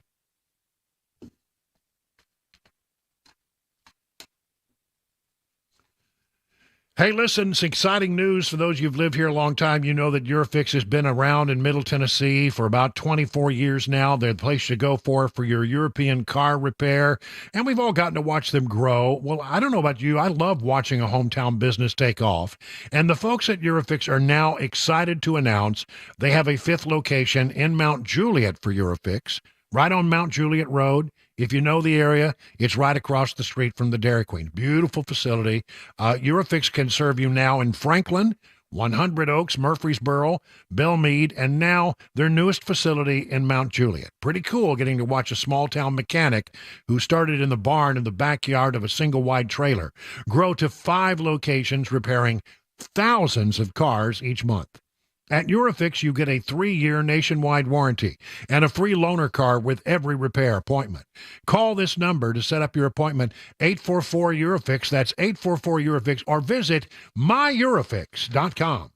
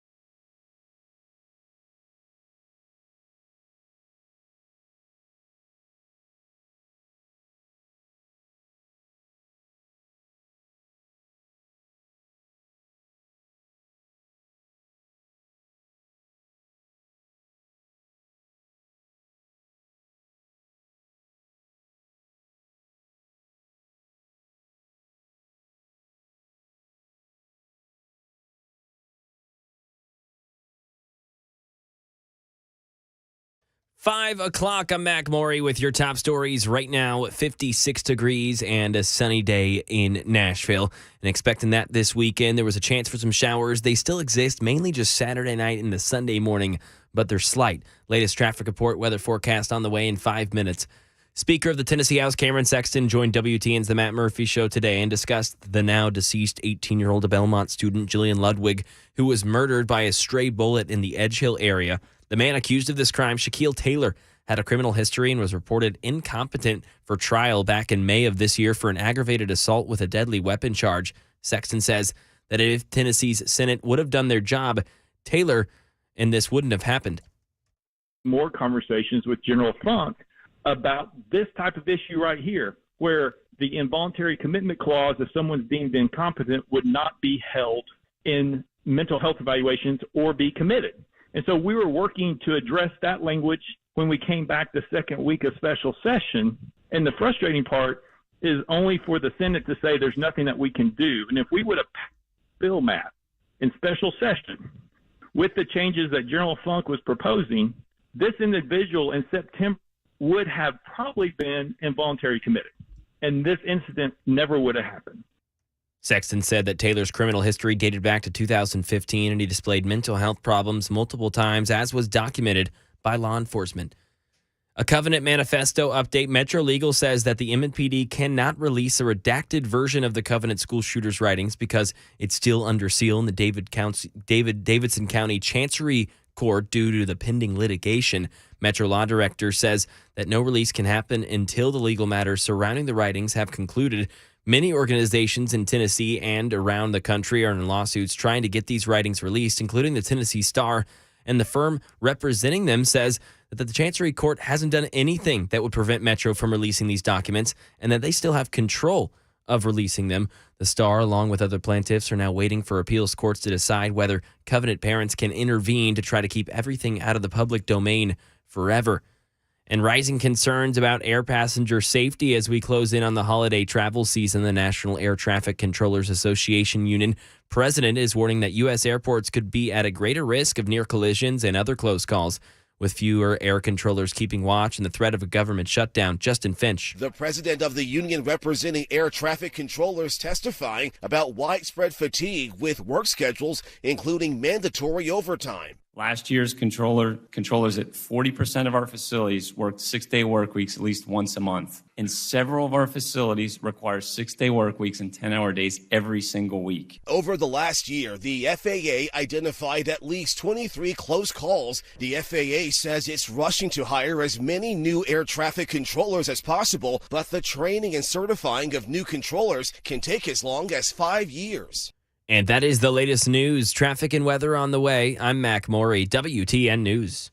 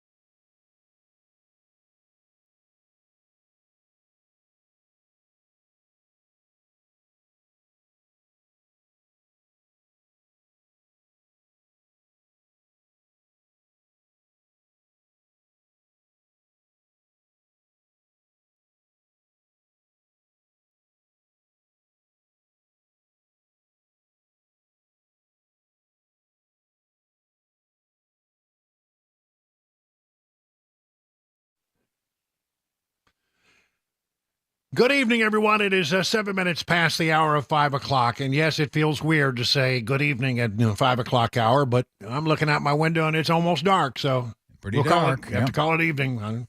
The way it goes. Hey, it's Brian Wilson back in the saddle after a couple of days off. Hope that you're doing well. Glad that you're with us here as we try to get you home safely. We got a lot of stuff to cover. But, it's been sort of a rough week and a lot of things that it's been hard to sort of report on and difficult to talk about. I'm going to talk about something that's probably not on your radar. The sad part about it is it's on nobody's radar. I'm talking about the fact that the truth is out there, and we're continuing to try to figure out what it is. A lot of times when you are on social media, you see a lot of things about UFOs or UAPs, and, a lot of that's a bunch of hooey, and, and a lot of it's a bunch of faked up stuff. But I'm going to bring you a story that you should probably pay attention to from thehill.com. I mean, we're not talking about page 6 of the New York Post. We're talking about thehill.com. Aliens or a foreign power? Pentagon UFO chief says someone is operating in our backyard. This week, the director of the U.S. government of UFO analysis stated there is, quote, evidence of concerning unidentified flying object activity in our backyard. This comes from physicist Sean Kirkpatrick, who heads the congressionally mandated All-Domain Anomaly Resolution Office, or ARROW. This alarming UFO activity, he says, can be attributed to one of two extraordinary sources. And I don't know which one I think is worse or which one is more concerning. He said it's either coming from a foreign power or it's coming from aliens. Now, look, why did they say that? To be sure, the ramifications of either would be significant, but Kirkpatrick's comments, which come as he's about to retire after a 27-year defense and intelligence-focused career, are more intriguing because he also says that none of the hundreds of military UFO reports analyzed by his office recently have been positively attributed to a foreign activities. So they've tried to find out whether, if our enemies have this technology that seems to defy the law of physics, that would be very concerning because the Chinese, if they had it, I think they would have, they would have exploited it by now. And the Russians, if they had it, and nobody else in the world had it, don't you think that they would be using it in Ukraine right now in some way? So they've not been able to find anything that they can attribute to foreign activities. And at the same time, senior U.S. defense officials have ruled out the possibility that secret U.S. programs or experimental aircraft explain the phenomenon. In other words, it's not, apparently, we've not found any evidence that our foreign adversaries in the world are responsible for it, and the United States has claimed that we are not responsible for it. And while suspicious UFO cases will continue to be investigated for foreign links, the facts at hand appear to support Kirkpatrick's more startling explanation for the UFO activity in America's backyard, and that would be, in his opinion, apparently aliens. Aside from this remarkable development, the mere suggestion by a top government official that aliens could explain some UFO activity is the latest example of a striking shift in tone regarding the UFO phenomenon. For well over half a century, obfuscation, deflection, and ridicule has defined the government's approach to what it officially refers to as unidentified anomalous phenomena, UAPs. But in recent years, former presidents, senior defense and intelligence officials, members of Congress have speculated openly about extraordinary explanations for the most perplexing UFO incidents.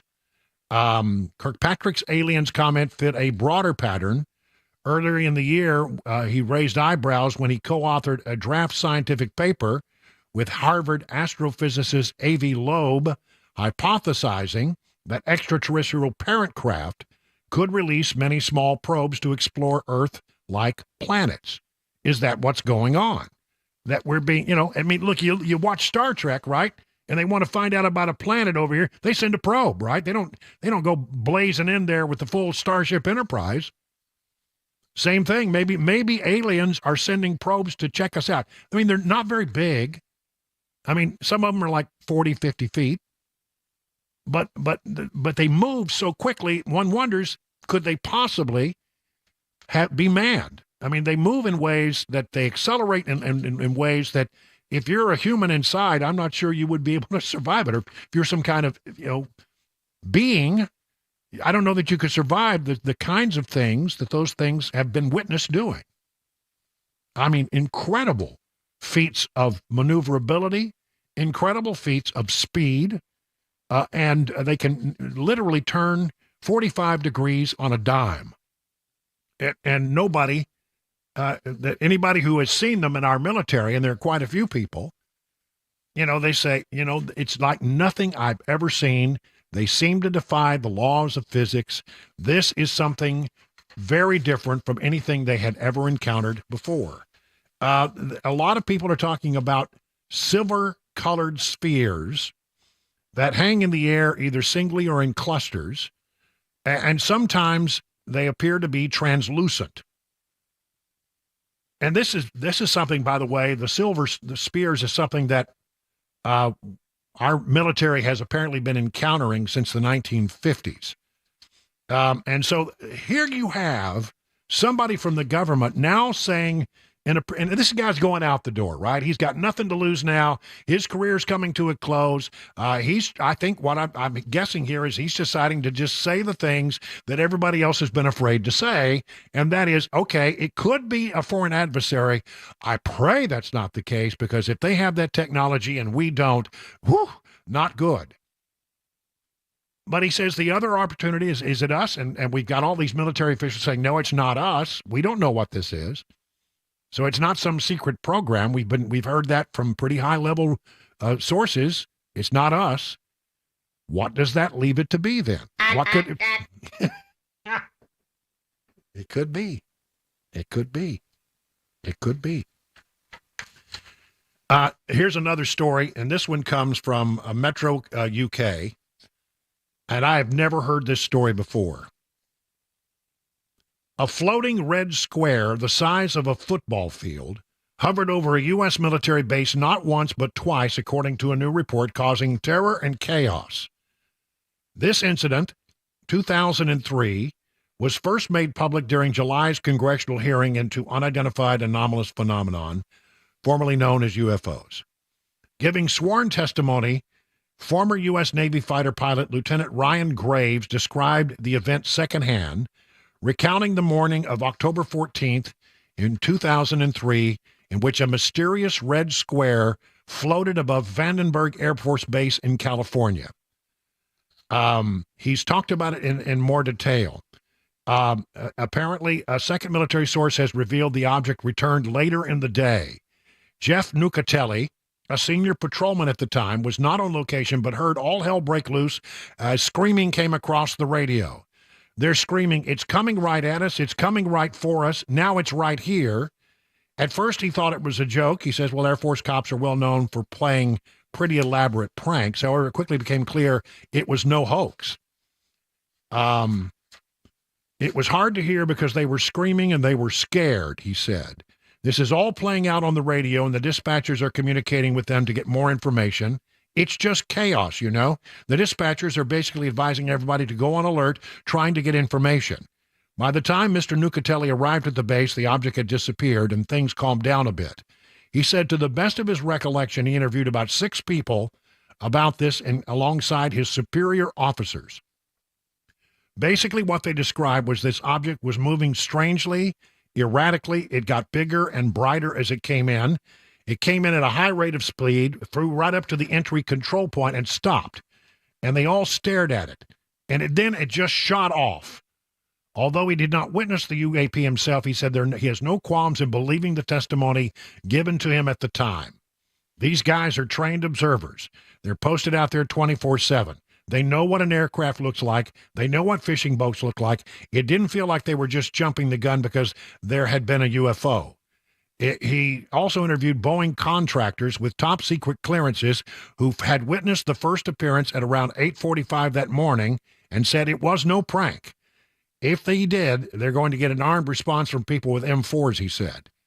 Mr. Nucatelli added that they described basically a big square object, a flattened square, the size of a football field, silently floating over the launch pad, glowing red above the base's Launch 21 facility as, and this is interesting, a Minuteman missile was being repurposed. It is often reported that these UFOs have an interest in our nuclear programs. And if a Minuteman missile was being repurposed, apparently they might have found that interesting. I don't know.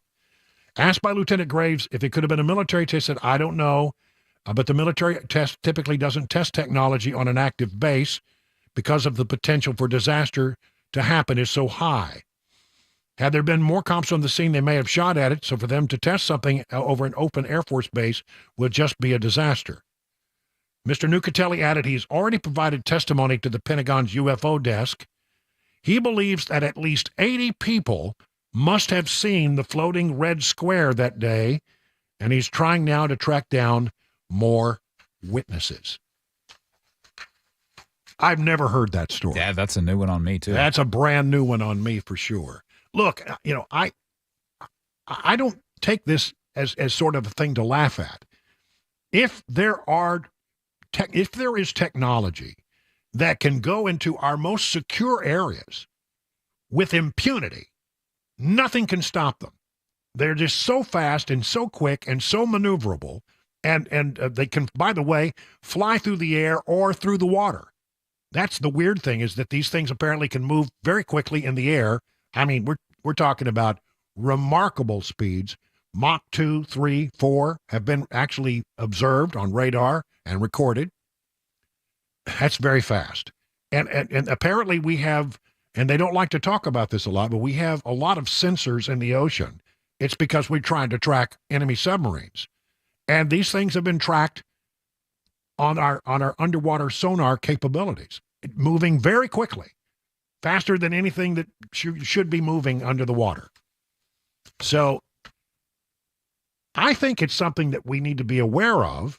I mean, clearly, if they meant us harm, they could have taken over Earth with that kind of technology in very short order. That doesn't seem to be their interest. Their interest seems to be, as far as I can tell, to study us. And you hear from military people all the time now, it's no longer a stigma attached to coming forward and telling your story. And a lot of these stories that people have been afraid to talk about for years, afraid that it would hurt their careers or that they would be labeled as crazy, are now starting to come out and being taken more seriously. And something's going on out there. They claim it's not anything that we're doing, and they're pretty sure that our adversaries do not possess this technology, or they would have used it in other ways. So what does that leave us with? That the truth is out there. We haven't figured out what it is yet. It is 20 minutes now past the hour of 5 o'clock.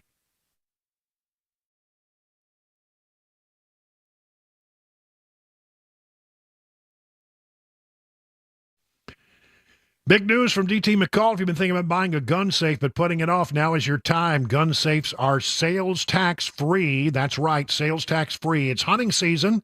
So be sure that you're keeping your gun safe when you're not in the tree stand with a gun safe from DT McCall's. I mean, we really have an obligation to make sure our weapons are secure, right? I mean, with great rights come great responsibilities. Get a big old safe to put your weapons in so that they will be safe from anybody who should not have them. DT McCall's is the largest Liberty Safe dealer in Tennessee. It has to do with delivery and setup free. Others charge $500 at least for delivery and setup of the big models, $300 for the smaller models. DT McCall & Sons delivers every safe free, every time period, no setup charge, ever. Security is important this day, and by the way, gun safes can be used for valuables. How about cash? What about mama's jewelry? Important documents, wills, deeds, car titles, whatever you need to keep safe from theft or fire. Save some big bucks now on your gun safe just in time for the holidays. Dad would love one. Go shop at your local DT McCall's. Go to dtmccalls.com for locations and information. My name is crystal meth. I was actually addicted to meth. I had lost my children, my home, my family, all of it. And I was broken and I had really nothing left. We've got the staff who show the love of Christ every day. It's the network here helps me get clean and stay clean. I'm coming up on 3 years. I've worked here over 2. This place changed my life. I just hope that they donate to this place because they'll love it as much as I do. If they just look into it a little bit, it changes lives.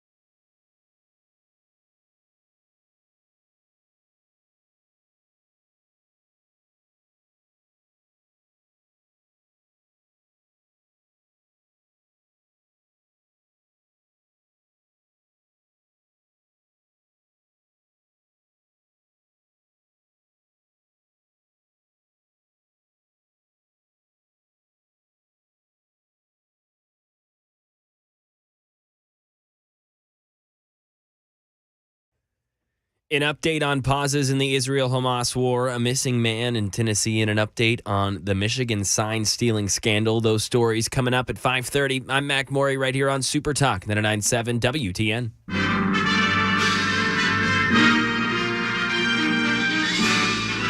Spanning the globe to bring you the constant variety of sport, the thrill of victory, and the agony of defeat. That's right. It's time for Mac Morey's Wide World of Sports. That's right. We're going to discuss whatever's going on in the world of sports with Mac Morey.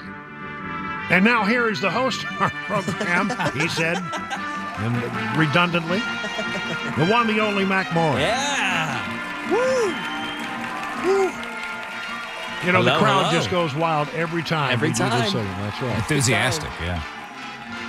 All right, Mac. So what are we going to be talking about today? I think I know. Well, yeah, let's do a quick Titans preview, right? We've got another big game. This is the third game in Will Levis's career, new QB1 at Titans, and his first official game as the starter, committed starter from Mike Vrabel. He is the guy. Ryan Tannehill goes to the bench. So let's take a look. They're going to Tampa Bay this weekend. This is a team that's lost 4 straight games, but 3 of those games were extremely close. They lost in a nail-biter against a Texans team 39-37 last week. They lost at Buffalo against a good Bills team 18-24, and then another tight one against the Falcons 16-13. So this team has been in these matchups, Tampa Bay. But looking at their defense and what Will Levis and this, young and up-and-coming offense is going to be facing up against is an extremely good run defense. It's going to be tough to get Derrick Henry going. But on the flip side, they're 31st against the pass. Will Levis is going to get opportunities to air it out. This would be a good game to watch then. Exactly. If you like a lot of aerial fireworks, this would be the one to watch. Exactly. And you take a look at the Bucs offense, they like to do a lot of the same. They have a decent running game. Rashad Wright's their running back, but he's really an all-purpose back, and he excels coming out of the backfield to catch some passes. And then they've got I'll say it. I think he's going to be a Hall of Fame wide receiver when it's all said and done. Mike Evans, he's had 7 or 8 straight 1,000-yard seasons. He's just a fantastic wide receiver, 6'4", 6'5", can go up and get it. They've got another guy in the slot, Chris Godwin, who can break tackles really quick. He's going to be kind of that intermediate route sort of player, kind of possession receiver. And a quarterback in Baker Mayfield, who was a first overall pick, maybe hasn't lived up to the hype, but really kind of has found his spot here in Tampa Bay. Even with the recent, month of just straight losses, he's played well. He hasn't been losing them these games. He's not necessarily winning them these games, but he's a game manager, and he's going to be able to make a couple good plays while making some mistakes. So I'm looking for, like you said, an aerial attack. Let's see Will Levis air this thing out. I want to see some long passes. Let's get DeAndre Hopkins involved and Nick Westbrook-Akine. Will Levis has liked Akine because you look at these relationships with wide receivers and quarterbacks. That's so imperative, right? Well, different quarterbacks have different relationships. They've practiced differently. They throw the ball differently. A rhythm with a wide receiver may just be on point. And Nick Westbrook-Akine looks like he has that rhythm with Will Levis, maybe a little bit better than he had it with Ryan Tannehill. So we'll watch him this weekend as well. It'll be interesting to see how, I know Vrabel has named Levis the starter, but how long the leash is, because if Levis just really comes out and struggles, like, I don't know, maybe he's, if he gets a big head or whatever and says, all right, I'm the man now, and makes mistakes, a few mistakes, and Tannehill is available, is healthy enough to come in and play, how long will Vrabel stay with Levis if he just comes out and really struggles? I had an interesting conversation on my podcast, Behind the Box Score, just released today with Rhett Bryan of Titans Radio. Oh, nice. And he kind of gave some really good insight because Vrabel, he's close to the vest. It's kind of hard to read him sometimes, right? Yeah. And he said, Titans fans, Vrabel is more in on Levis than you know. That's really exciting because you can't read that. That's interesting. Yeah, exactly. You can't read that, so that's exciting. No, I got to tell you that I've seen these quarterback things drag out and drag out and drag out. It was a great decision by Vrabel to just end the conversation, yes, so that the team can refocus and know where they're going. And so many other cases around the league where you see it from time to time where they just let this thing sort of just simmer and simmer and simmer. It's never good for the team, and it's never good for the franchise or for the fans. So I'm glad he just moved on. Yeah, he seized that opportunity and just made the decision. Yeah, I agree. In that drama. And real quick, right before we go here, Brian, just looking at the offensive line, that's going to be something to watch. It has been all season, but they're dealing with injuries. You got Daniel Brunskill, the guard. He has now been ruled out with an ankle injury. You look at Nicholas Petit-Frere. They brought him in the offseason. He's got a shoulder injury. He is not going to play. So it's been a constant revolving door there in that front five. All right. Well, I want to remind people that coming up after the news, we're going to have another exciting edition of Phone Your Farb Friday. But right now, time for Mac to take off the sports hat, put on the news hat, because it's news time on Super Talk 99.7.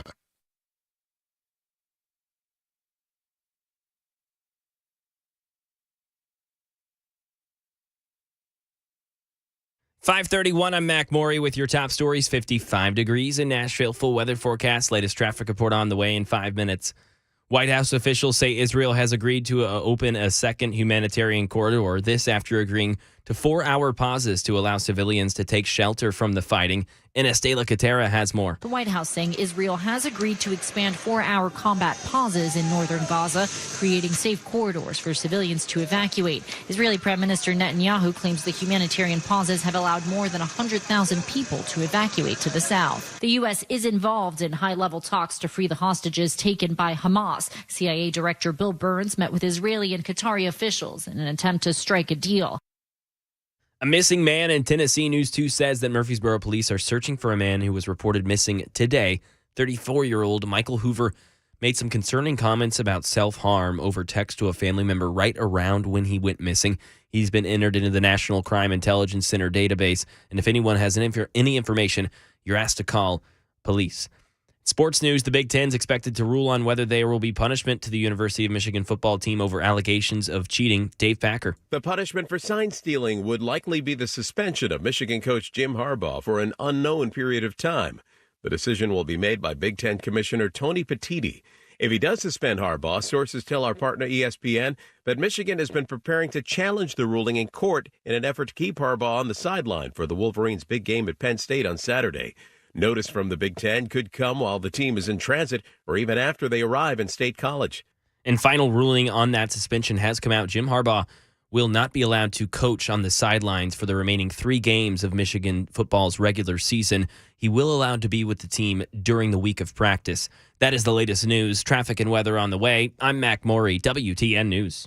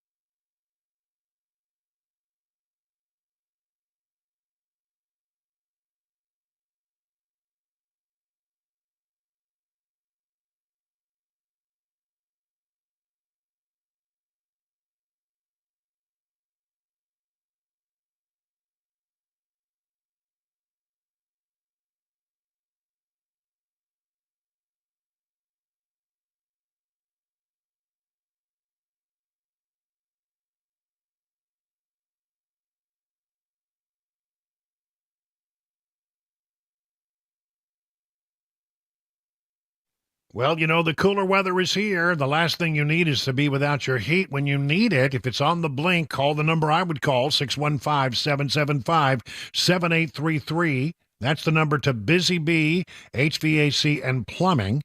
Listen, the way you avoid having things break down when you most need them is to do a little preventive maintenance. And that's the whole idea behind the Beehive Club. I'm a member. You can be a member. For as little as $99, you get 3 thorough maintenance services on your systems, one aimed at heating, one aimed at cooling, one aimed at plumbing. Never any overtime charges, 24/7, and 10% off all repairs. There's a lot to like about that plan. Busy Bee Plumbing, Heating, and Cooling is your official Rude Pro partner. For satisfaction guaranteed, call Busy Bee Plumbing, Heating, and Cooling, 615-775-7833, online at busybeehvac.com.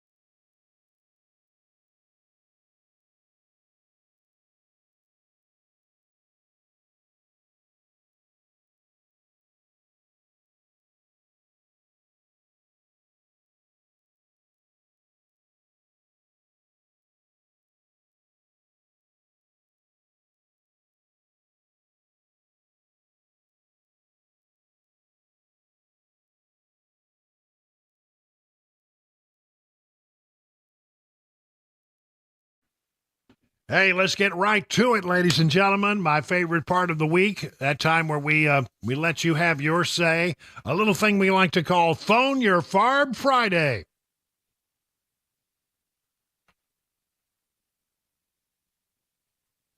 That's right, 615-737-9986. That's the number to call. You got a bee in your bonnet, you got a burr under your saddle, you got a bug in a place where I hope you never, ever, ever, ever have a bug. Just climb up on our 100,000-watt soapbox and say your piece. It'll be heard across the land, all across Middle Tennessee. 615-737-9986. Let's get on it, folks. I want you to be involved in this participatory thing we call Phone Your Farb Friday. Again, if you're a first-time caller, you can't lurk forever. Don't be afraid. Step right up. Say your piece. Okay. A couple of people have already called in, and they want to talk about that segment I did a while back about aliens and UAPs or what we used to call UFOs. John is on the road. Hello, John. You're up next on the drive. What's your thought, John? Hey, so there is a documentary on Peacock called Walking with the Tall Whites. It's a man named Charles James Hall. Back in the 50s, in the 60s, for a bunch of years, he was moved to a Air Force installment in Nevada and to just command a weather station. Well, that turned into his finding the tall whites, which the Air Force was very well aware of, and he talks about the fact that you never get to see the mothership, but the transporters he did get to see. They look like they're tic-tac shaped. The documentary, there's about 3 or 4 of them with him, and they're extremely compelling. Well, I'll have to take a look at that. I will. Thank you for that recommendation. I've not seen that, but look, I don't. Everybody's got a story. I mean, I don't have one. I'm fascinated and have been since I was a kid about what these things might be, but I don't have a story to tell. Ken Weaver's got one. And people that I know have one. I don't have one.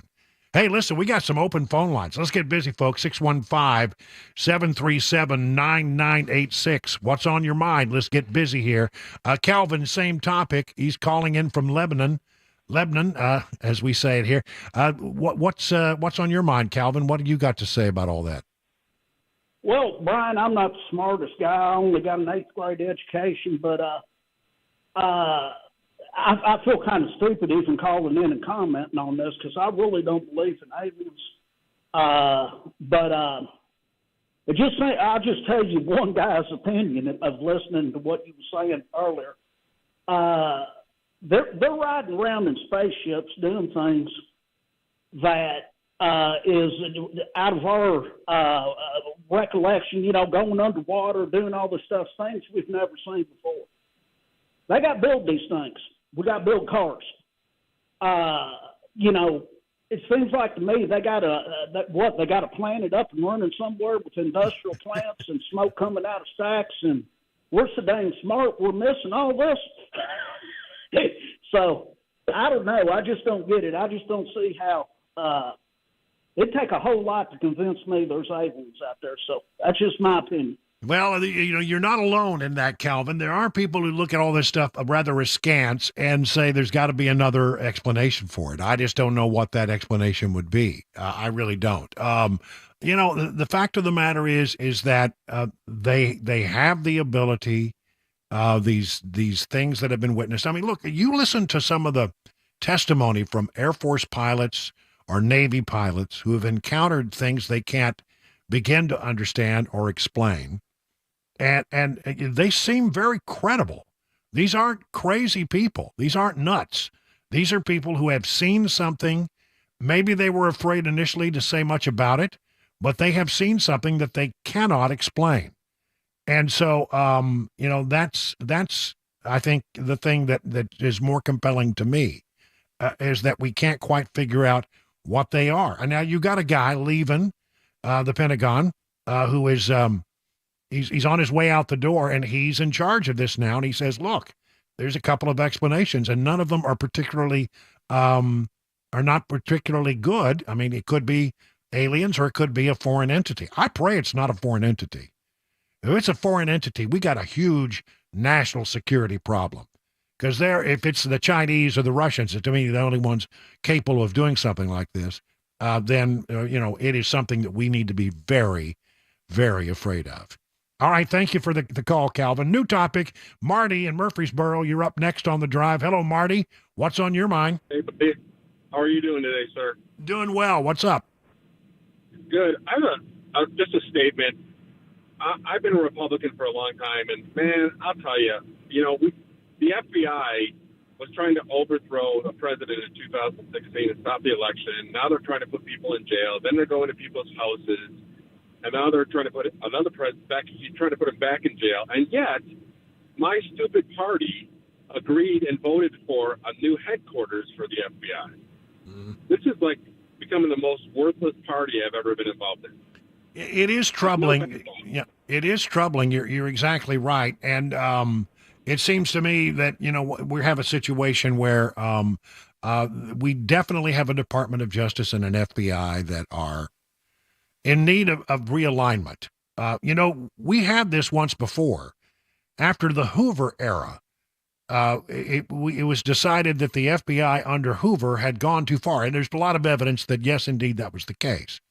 And they had something called the Church Commission, which came in and looked at it independently and came up with a whole bunch of different things that needed to be changed about the FBI. I think it's time for another Church Commission. I think it is time for that.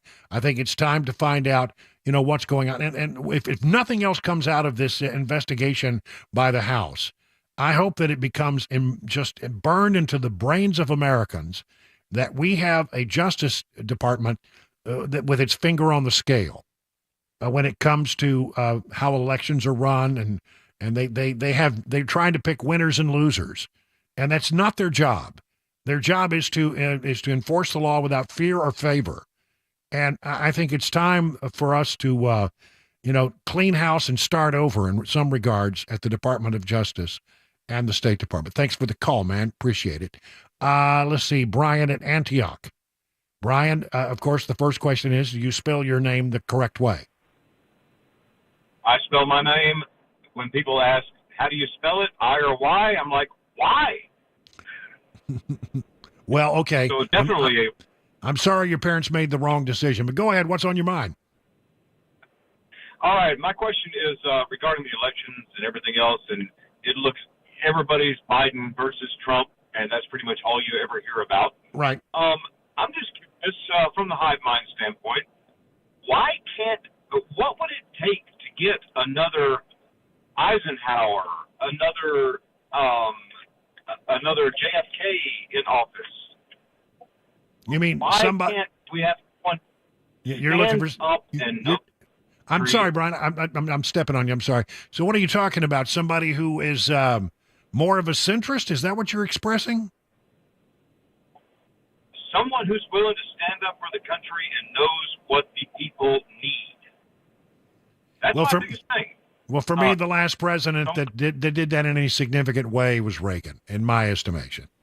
And I am so glad. One of the things I'm most glad about is that I was in Washington and had the chance to meet him on two or three occasions, I think it was. I'm so glad that I was able to do that, and to witness who I think was our last great president. Yeah, I don't know.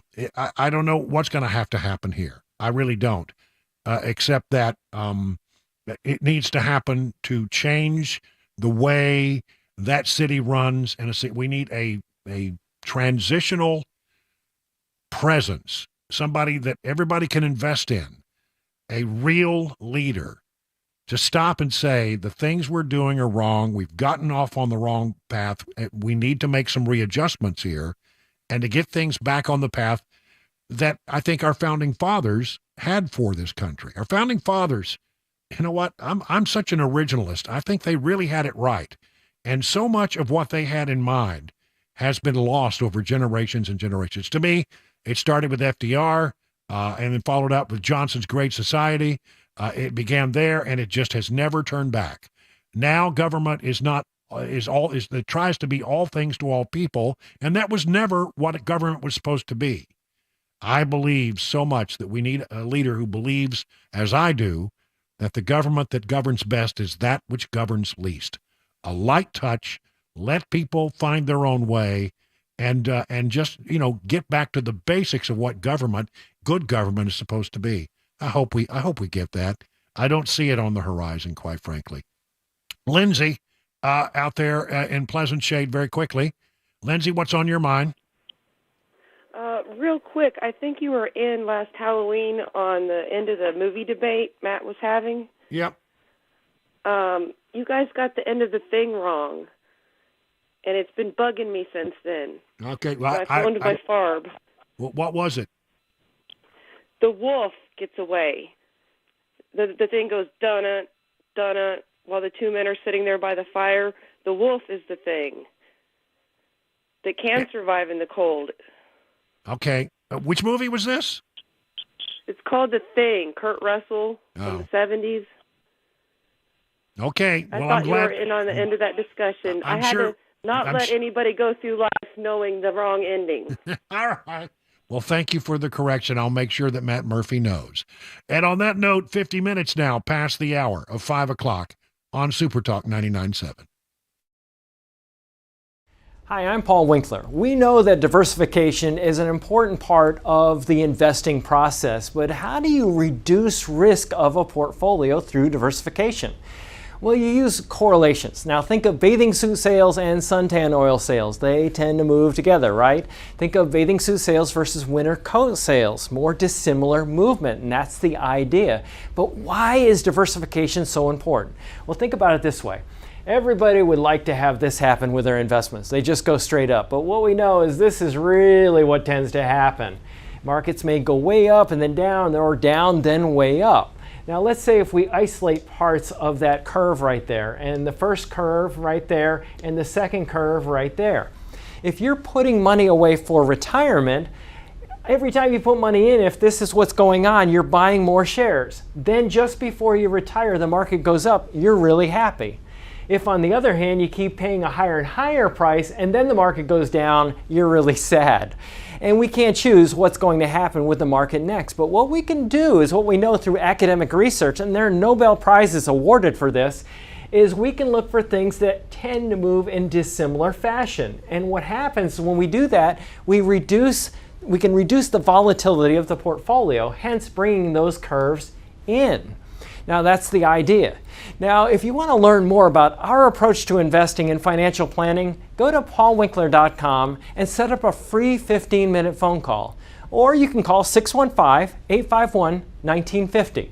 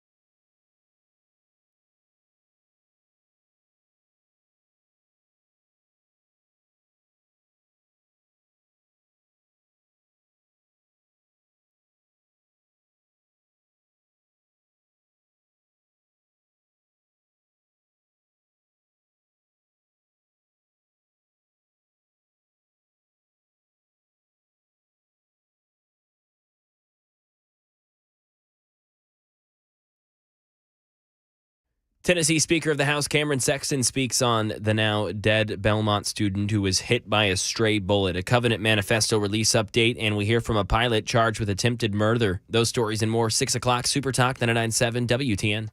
We'll talk about that issue in the next hour. Also, some amazing numbers have come out regarding the 2024 election. I'm not all worried about Ohio like a lot of people are, and I'll tell you why. It's all coming up in the next hour here on The Drive. Super Talk 99.7. It is now 57 minutes past the hour of 5 o'clock. Grace Point Healthcare delivers medicine affordably with transparent style pricing. You'll know how much it will cost before the care is delivered. Now, many of you are making decisions about your health care this time of year. And so I want you to think about this possibility. The Smart Care plan from Grace Point starts at $69 a month. You get unlimited office visits, free basic labs for the entire year. Because they treat the entire family, even newborns, you can get a family plan as well. Now, you take that and you marry it with a high deductible insurance plan, could save you and your family a bunch of money. At Grace Point, they take their time with each patient. They see you the same or next day. There are no long wait times or crowded wait rooms. They treat naturally whenever possible. It is a military-owned vet practice. It's just some of the reasons why it's been voted the best primary care provider by Toast of Music City year after year after year. Grace Point wants you to know they believe strongly in freedom of choice when it comes to vaccines. They have COVID testing and some innovative treatment ideas. If you get COVID, come there to get tested and get some treatment that will get you back on your feet in much quicker order. Grace Point Healthcare on Main Street in Franklin, 599-6868. That's 615-599-6868 to schedule a visit.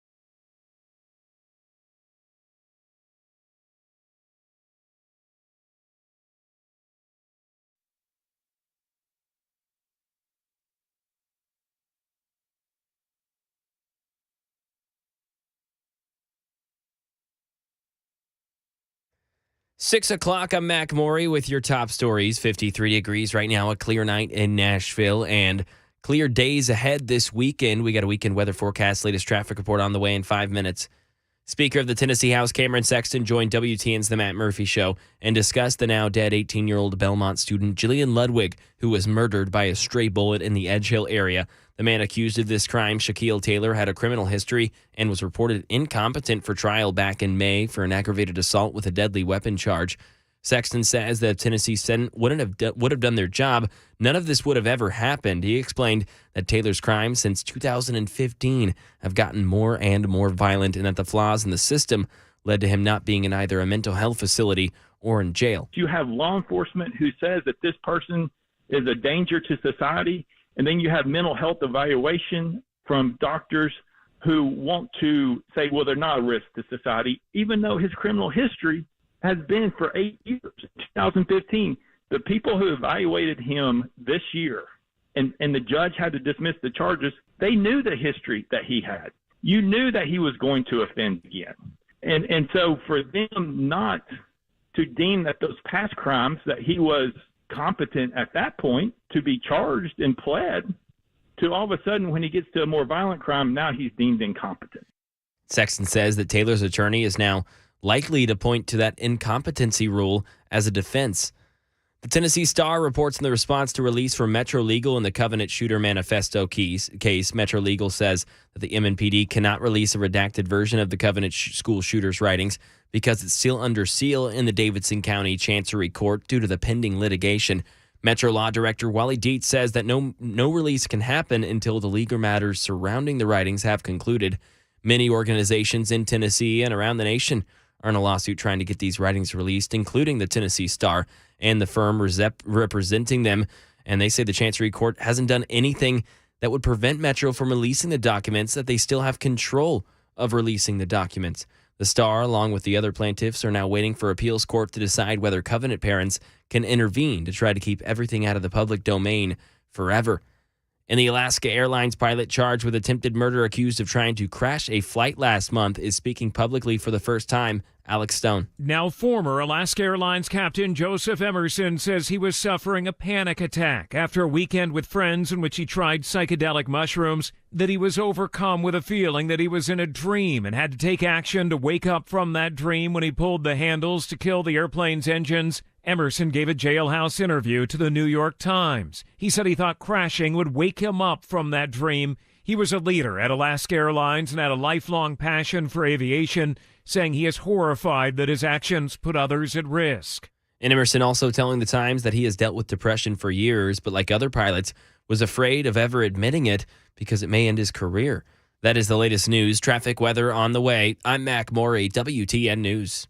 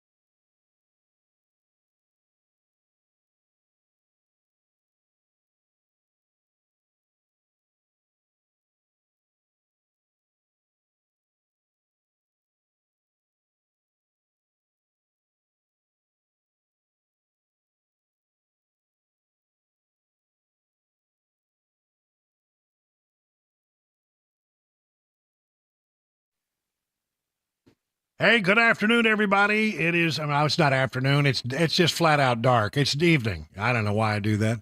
7 minutes past the hour. Good evening.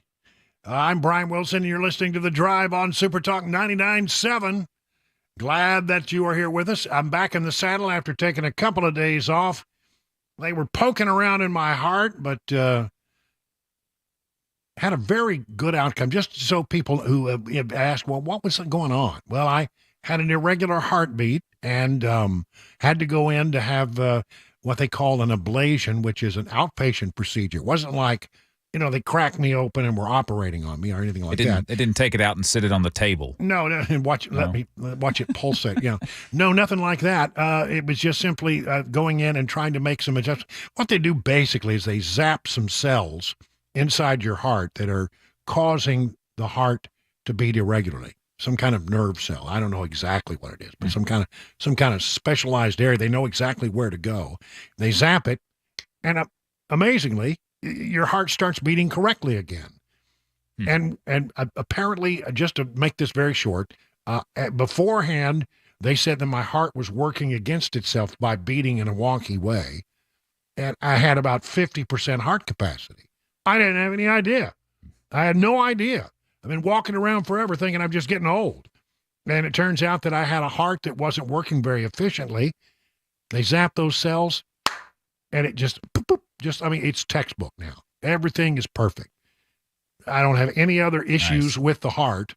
It was just that it wasn't anything wrong with the heart except that it beat irregularly. Now I'm fine, and I'm back to, they say, I have full heart capacity for all practical purposes. I'm good to go. And a perfect sinus rhythm. I thought your sinuses were in your head. I don't know, but apparently I have a perfect sinus rhythm. It's beating just like clockwork. Heart is running like a sewing machine, man. I'm telling you. So anyway, glad that to be back. Thank you to Pamela Furr for filling in my absence. Time for a little 2024 update. You know what? The President of the United States is in complete denial, or maybe just trying to put on a good show for the cameras and not wanting to look like he's worried about it all. But he should be worried because the numbers are not looking very good, especially in swing states. You remember the other day we told you there was a New York Times Siena poll, which all the Democrats were looking at, where Trump defeated Biden in 5 out of the 6 battleground states by pretty good numbers. And everybody said, well, this is going to be bad. We're going to get whomped. And they began to talk about maybe we need to find somebody else. Several people came out and said, let's find somebody else. But then they had these midterm elections last week, or not midterm elections, but 2023 elections, where they had some things. Then they were like, well, maybe the Democrats will be okay. So Peter Doocy's outside the White House. President's heading to the chopper. Let's get to the chopper. And he stopped the president and had this encounter. Why do you think it is that people should be more concerned about abortion access than your age? I don't think it's a comparable comparison. Why do you think it is that you're trailing Trump in all these swing state polls? Because you don't read the polls. There are 10 polls. 8 of them, I'm beating him in those states. 8 of them. You guys only do 2. CNN and New York Times. Check it out. Check it out. We'll get you a copy of all those polls. Okay? You don't believe you're trailing in battleground states? No, I don't. All right. Well, okay. He says, look, you're cherry picking there, Doocy. What do you, that's what you're trying to do. You're trying to just cherry pick. Well, the New York Times poll said 5 out of 6 battleground states would go to Trump if the elections were held now. And he mentioned CNN. CNN had a poll looking at the 4-way race, with you have Trump and you have Biden, and then you have Kennedy and that other guy that's running. So a 4-way run, maybe West. And in a 4-way matchup, CNN says Trump would win the general election by 6, which would be an incredible landslide if that were to happen. Well, that's a pretty amazing number. In Georgia, they have Trump up by 1. In Wisconsin, they have Biden up by 2. So sort of a mixed bag there, but he mentioned the New York Times, and the CNN poll. If only those were the only polls. They're not. And so he apparently was not brought up to speed on the latest polls when this happened. Emerson did a two-way analysis. It's just Trump-Biden, no third-party candidates included in this particular poll. Listen to this. Emerson, in Georgia, Trump would win by 8 points if the election were held today. In Pennsylvania, the swingiest of all the swing states, and a must-win, really, if you're going to be the president. You got to do well in Pennsylvania. Trump is up by 4. Now, they have Michigan with going to Biden by 2, but I don't think that's necessarily true anymore because they're very worried about Michigan, given the fact that there are an incredible number in major cities of Muslim voters who live in Michigan. And they're not real happy with this president right now. A lot of people are in Democrat circles are very worried about Biden in Michigan, but this poll showed him winning it by 2. Wisconsin is a tie.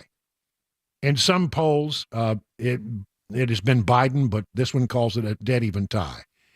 I got 2 more states. Nevada, Trump up by 3. Arizona, Trump up by 2. So Trump wins 4 out of the 6 outright, and one of them is a tie. All right? Not bad. So that's Emerson, not a great poll for the president of the United States. Certainly, it's not the New York Times. It's not CNN. It's a third poll. Oh, wait, here's another one. Here's one from Morning Consult. It's looking at the race as a 4-way race for, a couple of third-party candidates. Georgia, Trump wins +9. Pennsylvania, Trump wins +3. See, I mean, the Emerson poll said +4, so that's pretty close. That's 2 polls that are echoing the same sentiment. In Michigan, Biden wins by 1 in their poll. Remember, over here, Emerson had Biden winning by 2, so that's pretty close. Wisconsin, they have Trump up by 2. Trump winning by 2. Nevada, Trump up by 3, winning by 3. Arizona, Trump wins by 4. So that's 1, 2, 3, 4, 5 out of the 6 fall in the direction of Trump in a 4-way race. A lot of times people are wondering what are these independent candidates, what impact are they going to have? Hard to know, but most of the time, these polls are all over the place on that particular question, but most of the polls that I've seen that I found interesting showed that when you look at a 2-way race, for example, in some of these races, Trump wins, and if you look at it in a 4-way race, then what you find is that Trump gains points. Third-party candidates seem to work to the favor of Trump and against Biden, the way it looks to me. And I've been looking at this stuff for a long time, so take it for what it's worth. There's one more. One more thing I need to mention out of all these numbers. Please bear with me because this is worthy of your attention. The Data for Progress organization is a Democrat polling institution. They poll for Democrats only. So this is a Democrat poll. You ready for this? Data for Progress says in Ohio, if the election were held today, in Ohio, Trump would win by 8. That's amazing. So, and I'm not surprised, but a lot of people are because they said, well, we saw this thing that happened, last Tuesday with the election results out of Ohio, and the abortion issue was such a big thing, and they passed an abortion issue and they ran on abortion, and that's why they think that Ohio may be turning blue or more blue. What I would tell you is there is a big difference when you ask people the question, how do you feel about abortion? Now, I know how I feel about abortion. I'm pretty sure I know how if you're listening to this radio station, I know how you feel about abortion. But in that particular issue, there were enough people in Ohio who said, we want to put this as a constitutional amendment guaranteeing the right of an abortion. I don't care for that decision, but that's what they did. Which is, by the way, what the Supreme Court imagined. So here's the thing going forward with regard to abortion. It's a decided issue in Ohio. You can't run on that again in Ohio. The question that I think that is very different from that is if you ask people that question, they have an opinion. If you ask people, who do you want to lead this country? It's a completely different question. And people are looking at Biden and they find him weak. And they're looking at Trump and they're thinking, I remember I had it pretty good under Trump. And I believe this number out of Ohio, Trump by 8. So don't let those results from Tuesday in Ohio concern you too much. It's now a decided issue. And by the way, on that point, just very quickly, I think if you ask most people in America right now following Dobbs, what is this country's position on abortion, they would say, well, it's been outlawed by the Supreme Court. That's not true. That's not true at all. The Supreme Court simply said in Dobbs, this should be a statewide issue. Ohio, you may disagree with the decision, but they have decided that decision. It's done in Ohio. That is what it's all about. So I don't think abortion is going to be the issue everybody thinks it's going to be in Ohio. And I'm not sure that when it comes down to abortion, they may have one strong opinion, but when it comes down to who do you want to lead this country, I don't think abortion plays into it. I think they look at, the economy is killing me and we need to make a change. So there's that. One other thing. Oh, yes. Let's talk about this for a moment. This is Wall Street Journal, just the headline, third-party candidates threaten Biden in 2024. When voters are given options beyond Biden and Trump, the president tends to bleed the most support, and the entry of Joe Manchin into the case could complicate things further. That's the thing I wanted to talk about. Manchin out, not running for re-election in the United States Senate. He probably would have had a tough run in West Virginia, being a Democrat in a state that voted 70% for Donald Trump in the last election. So he's thinking about running as an independent on the No Labels Party, and he's going to go around the country and listen. He's going to listen. It's like Fraser Crane.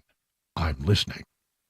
And so, he's probably going to get in, and how that changes, I don't know, but I don't think it helps Joe Biden to have another essentially Democrat running, somebody with name ID who's not brain dead, who's going to appeal to a lot of the middle class.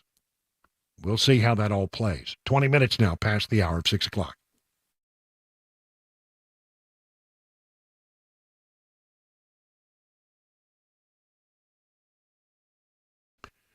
All right, the question from Beacon, how are you faring in the rough and tumble market? I mean, it's been up lately. The markets have been, sort of strong in the last few days, but, it's up and down, up and down, up and down. The experts at Beacon Capital Management understand it can be a little scary, but here's the thing. Beacon Capital Management has a plan to assess where you are and then help you make mid-course corrections that might be needed to put you right where you need to be. Wouldn't it be great to have peace of mind that you're on the right path? Well, Beacon can provide that reassurance. It starts with a simple phone call to this number, 615-488-9303. If you missed it, get a pencil, get a pen, because I'm going to give it to you again at the end of this ad, and you need to give these folks a call because they'll take some information from you. You have nothing to lose except for all the worry, and then, they will get you on the right track. At the end of the process, you'll be able to rest easy knowing you have a plan that meets all your retirement goals. Replace the worry with confidence that you're on the right path. The number again, here, write it down, 615-488-9303. The experts at Beacon stand ready to take your stress away. Learn more at askbeaconnow.com. My name is Crystal Knight. I was actually addicted to meth. I had lost my children, my home, my family. All of it, and I was broken, and I had really nothing left. We've got the staff who show the love of Christ every day. It's the network here helps me get clean and stay clean. I'm coming up on 3 years. I've worked here over 2. This place changed my life. I just hope that they they donate to this place because they'll love it as much as I do. If they just look into it a little bit, it changes lives.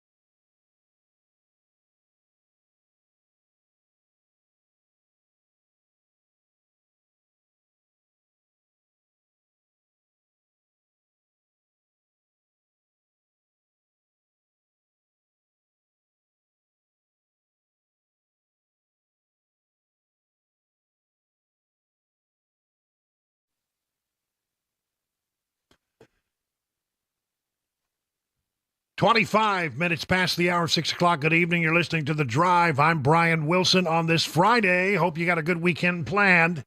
Let's get you home while I bring you up to date on things going on around the world, across the nation, up your street and down your alley. No greater threat, I think, to the nation at this point than our southern border situation. We say all the time that things that happen on the border don't stay on the border. They move inward. They move into the country. And we've got a whole lot of people, by some estimates, maybe 1.7 million people who have come into this country as gotaways, the people that they never had any contact at all with law enforcement on the border. They simply, we saw them on cameras or we detected them on sensors. We just couldn't get to them, and they got across the border and they got into the country, and they never, ever came in contact with law enforcement. And these, I think, are the people who have problems. These are the bad people. I think that maybe a great number of them are people who want to do harm to this country. I hope that's not the case, but I fear it could be. Because, most people, when they come across, they want asylum, they want to seek out somebody from the Border Patrol. And so that happens in the morning. Then later in the day, when Border Patrol's tied up processing paperwork and changing diapers and making sandwiches for all of the immigrants, the second batch comes over, and the Border Patrol doesn't have the resources to go get them. This story from thecentersquare.com. Far from the border, American victims of violent crimes committed by illegal border crossers. It's very troubling. I'm just going to go very quickly through some of these. In Maryland, ICE agents in Baltimore arrested a Salvadoran MS-13 gang member who was in the U.S. illegally after he was convicted of driving while intoxicated. and had been arrested by Maryland law enforcement at least 5 times. He was first arrested in April of 2016 by Prince George's County Police, discharged with trespassing, but the circuit court dropped the charge. They arrested him again in 2017, charged him with domestic violence. They arrested him again in October of 2018, charging him with assault second degree, and again a district court in the county dismissed that charge. They arrested him a 4th time in June of 2019, charging him with negligent driving, failure to display registration card, reckless driving under influence, driving while impaired by alcohol, and failure to obey an officer. The 5th arrest was by Anne Arundel Police Department, charging him with driving a vehicle not equipped with an ignition interlock, and it goes on and on and on. In Tennessee, a twice-removed Honduran national and SUR-13 gang member who repeatedly illegally entered the U.S. was recently arrested and detained for committing, are you ready, at least 2 homicides. On October 10th, the Honduran was arrested and booked into county jail by the Nashville Police Department. You've heard that story recently on this station. In Virginia, they apprehended a Peruvian national illegally in the U.S.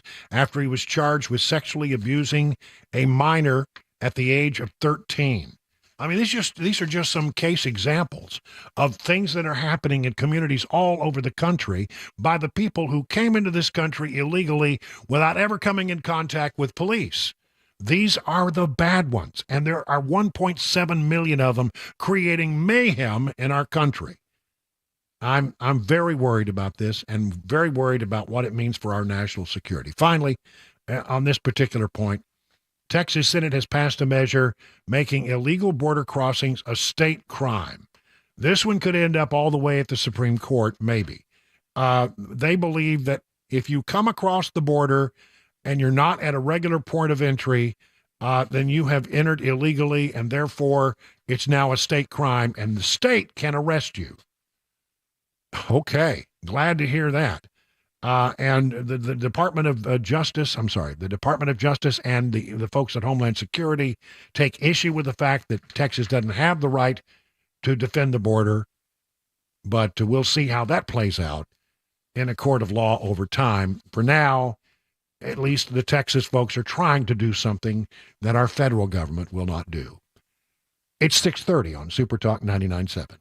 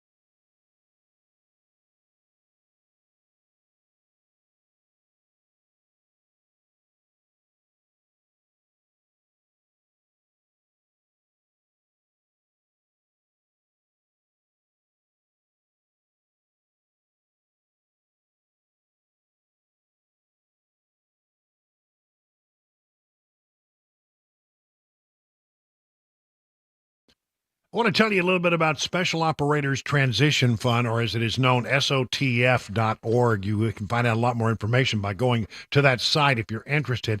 These are people who are in the military as special operators. These are the elite war fighters who have done so much good for our country, who protect our interest. When you have a very difficult situation that needs to be dealt with, you send the special operations folks in there, and they get it done. Navy SEAL teams and the like. That's exactly what happened. This all started back after Osama bin Laden was taken out by SEAL teams. And they had a dinner, and they were talking about what they were going to do when they left the military. And many of the SEALs had joined the military right out of high school. They got a lot of training, became especially good at what they do. And they didn't know what they were going to do when it was time to go back into the everyday work world. So now comes COTF and SOTF, and that's what they're trying to do, is figure out how to do that. And they've got a plan, and they need your support. Here's how you can help. Look out, looking for hiring partners. If you're a business looking for elite upper management skill set, why don't you think about hiring operators out of the SOTF program? You can host a transition workshop. Do you have a business that can offer up space to help them host that workshop? They would love to be in touch with you. And you can donate, and as it's a 501c3, donations are what they are funded on, and it takes $6,500 to put one special operator through the program, so every donation helps. To learn more on this Veterans Day about Special Operations Transition Foundation, just go to SOTF.org. That's SOTF.org.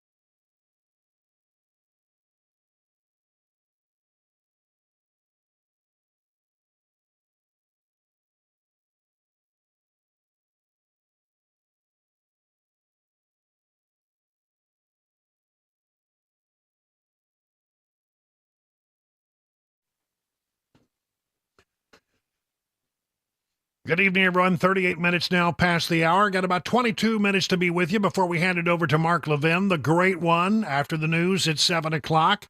We are so glad that you're with us on this evening.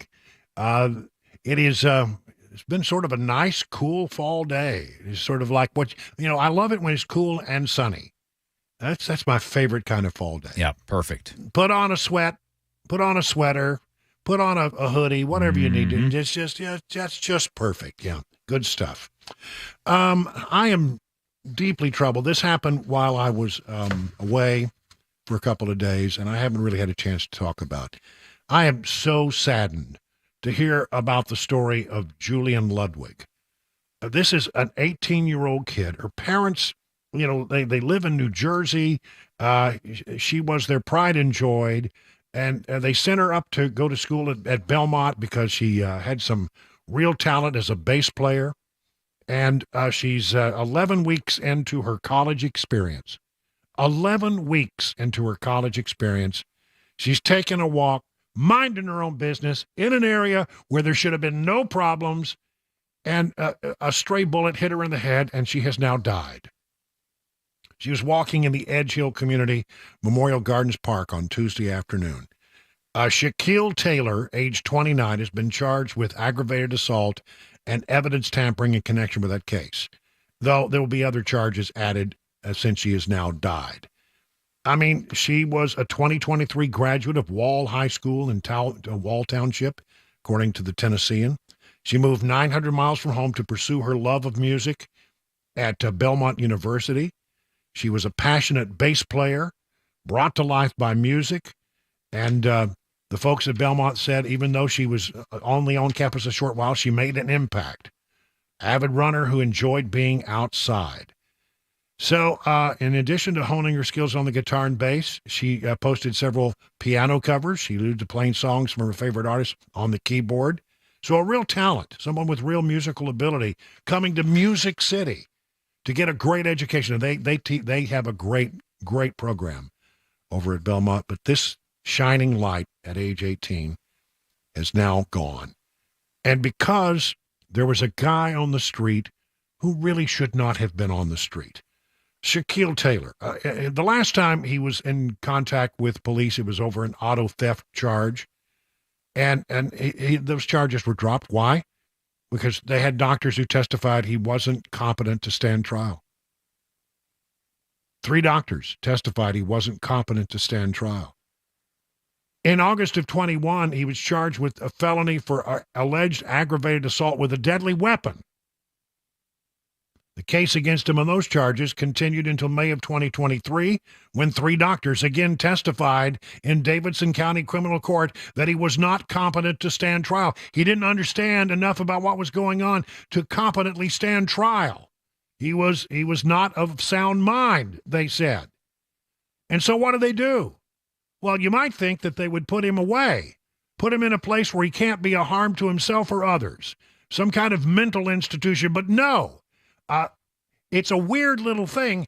On one hand, the law said that he wasn't competent to stand trial, but apparently he's not crazy enough to be put into an institution involuntarily.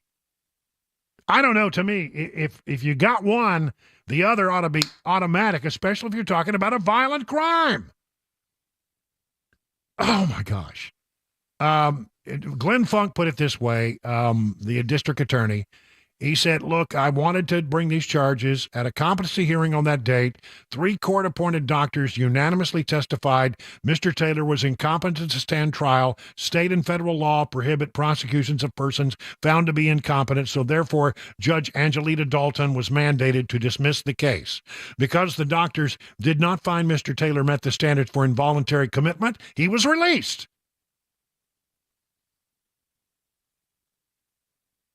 I don't understand this.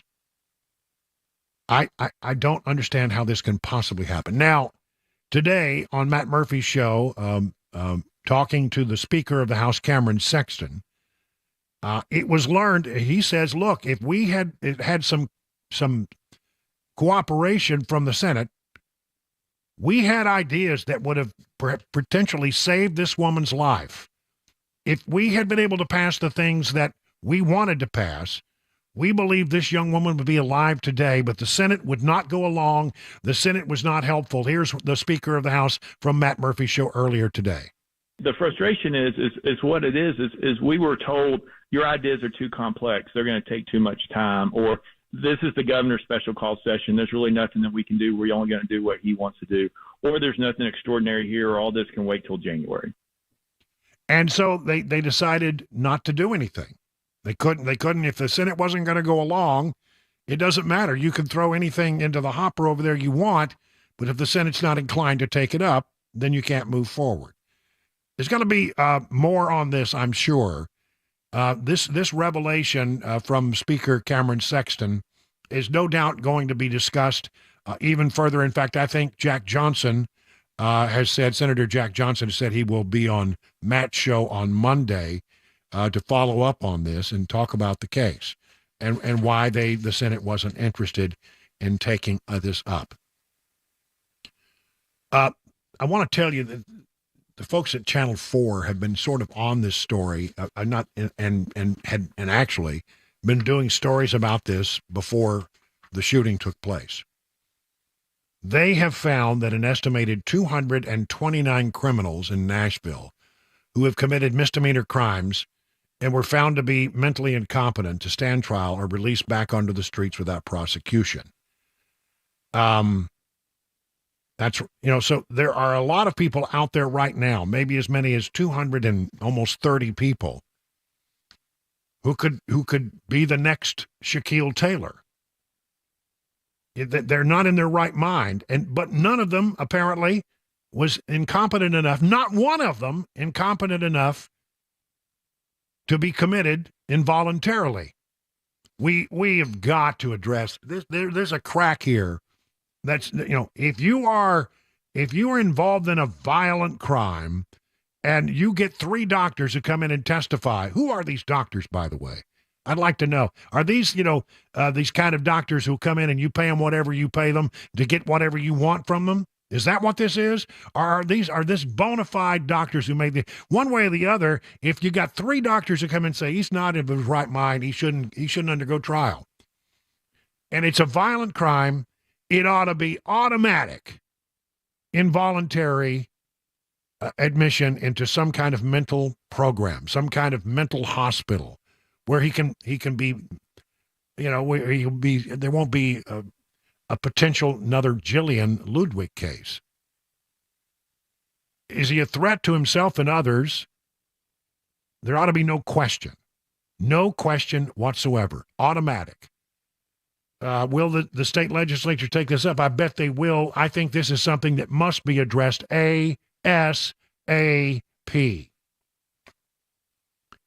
The mayor has said, look, if you go up to a precinct, he's talking about this, and some people are saying, have we got enough police on the street? In light, this is from Channel 2. If you go up any precinct any time of day, pick it up here. In light of Ludwig's passing, Nashville residents are asking questions about how this unthinkable tragedy happened so close to the Midtown Hills Police Precinct and how Jillian laid undiscovered for nearly an hour. If you go up to a precinct any time of day, it's not going to seem like you might imagine it's just a hub of activity, people constantly coming and going on patrol. There is some of that activity, but the question is, do we have enough police officers on the street? There are some who go by a rule which is sort of a rule of thumb, that if you have a community over 100,000 people and you have a police department, that 60% of your sworn-in officers should be dedicated to actually patrolling the streets of Nashville. 60% of your police officers should be on the street patrolling. Do you know what it is in Nashville? That's just a rule of thumb. Some places, it might be 59. Some places it might be 75. I don't know. But, it's a rule of thumb, a guide. We're nowhere close in Nashville. 36% of Metro Nashville Police Department staff were dedicated to patrol. 36%.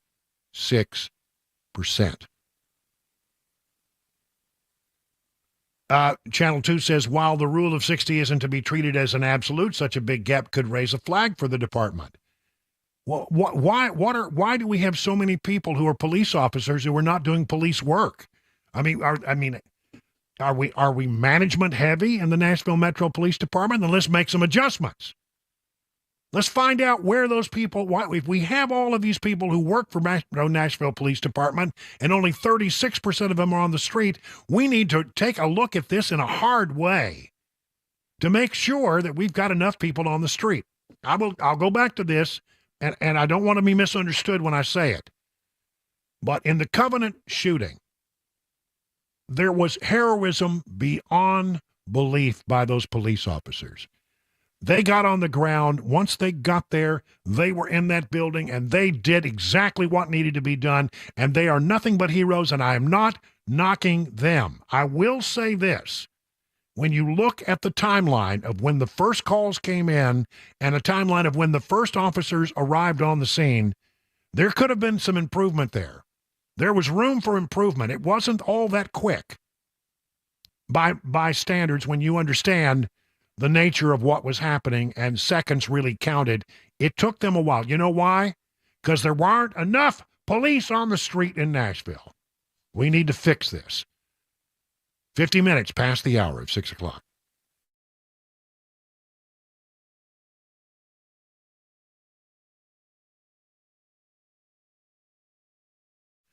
I want to talk to you about Nashville Golden Coin and about gold in general. Gold has been used as money for millennia. It's a tried and true store of value. It's been consistent across generations. One expert observed that generational wealth can have three components: land, art, and precious metals. Land and art, well, that's hard to evaluate, but precious metals like gold, platinum, and silver are practical solutions. Inflation is currently decreasing the value of your money. Have you thought about investing in some gold? Maybe you have some gold that was given to you and you're not sure what it's worth, or you're just curious about precious metals in general and want to learn more. Gold and silver can be a safe haven during uncertain economic times. You can learn all about the importance of owning precious metals by going to Nashville Golden Coin. Always available to discuss your options and educate you on the precious metals market. Do what I did. Go to Nashville's real money source, Nashville Golden Coin. Set up your one-on-one appointment by going to NashvilleGoldandCoin.com. Hi, I'm Paul Winkler. We know that diversification is an important part of the investing process, but how do you reduce risk of a portfolio through diversification? Well, you use correlations. Now think of bathing suit sales and suntan oil sales. They tend to move together, right? Think of bathing suit sales versus winter coat sales. More dissimilar movement, and that's the idea. But why is diversification so important? Well, think about it this way. Everybody would like to have this happen with their investments. They just go straight up. But what we know is this is really what tends to happen. Markets may go way up and then down, or down then way up. Now let's say if we isolate parts of that curve right there, and the first curve right there, and the second curve right there. If you're putting money away for retirement, every time you put money in, if this is what's going on, you're buying more shares. Then just before you retire, the market goes up, you're really happy. If, on the other hand, you keep paying a higher and higher price and then the market goes down, you're really sad. And we can't choose what's going to happen with the market next. But what we can do is what we know through academic research, and there are Nobel Prizes awarded for this, is we can look for things that tend to move in dissimilar fashion. And what happens when we do that, we can reduce the volatility of the portfolio, hence bringing those curves in. Now that's the idea. Now if you want to learn more about our approach to investing and financial planning, go to paulwinkler.com and set up a free 15-minute phone call. Or you can call 615-851-1950.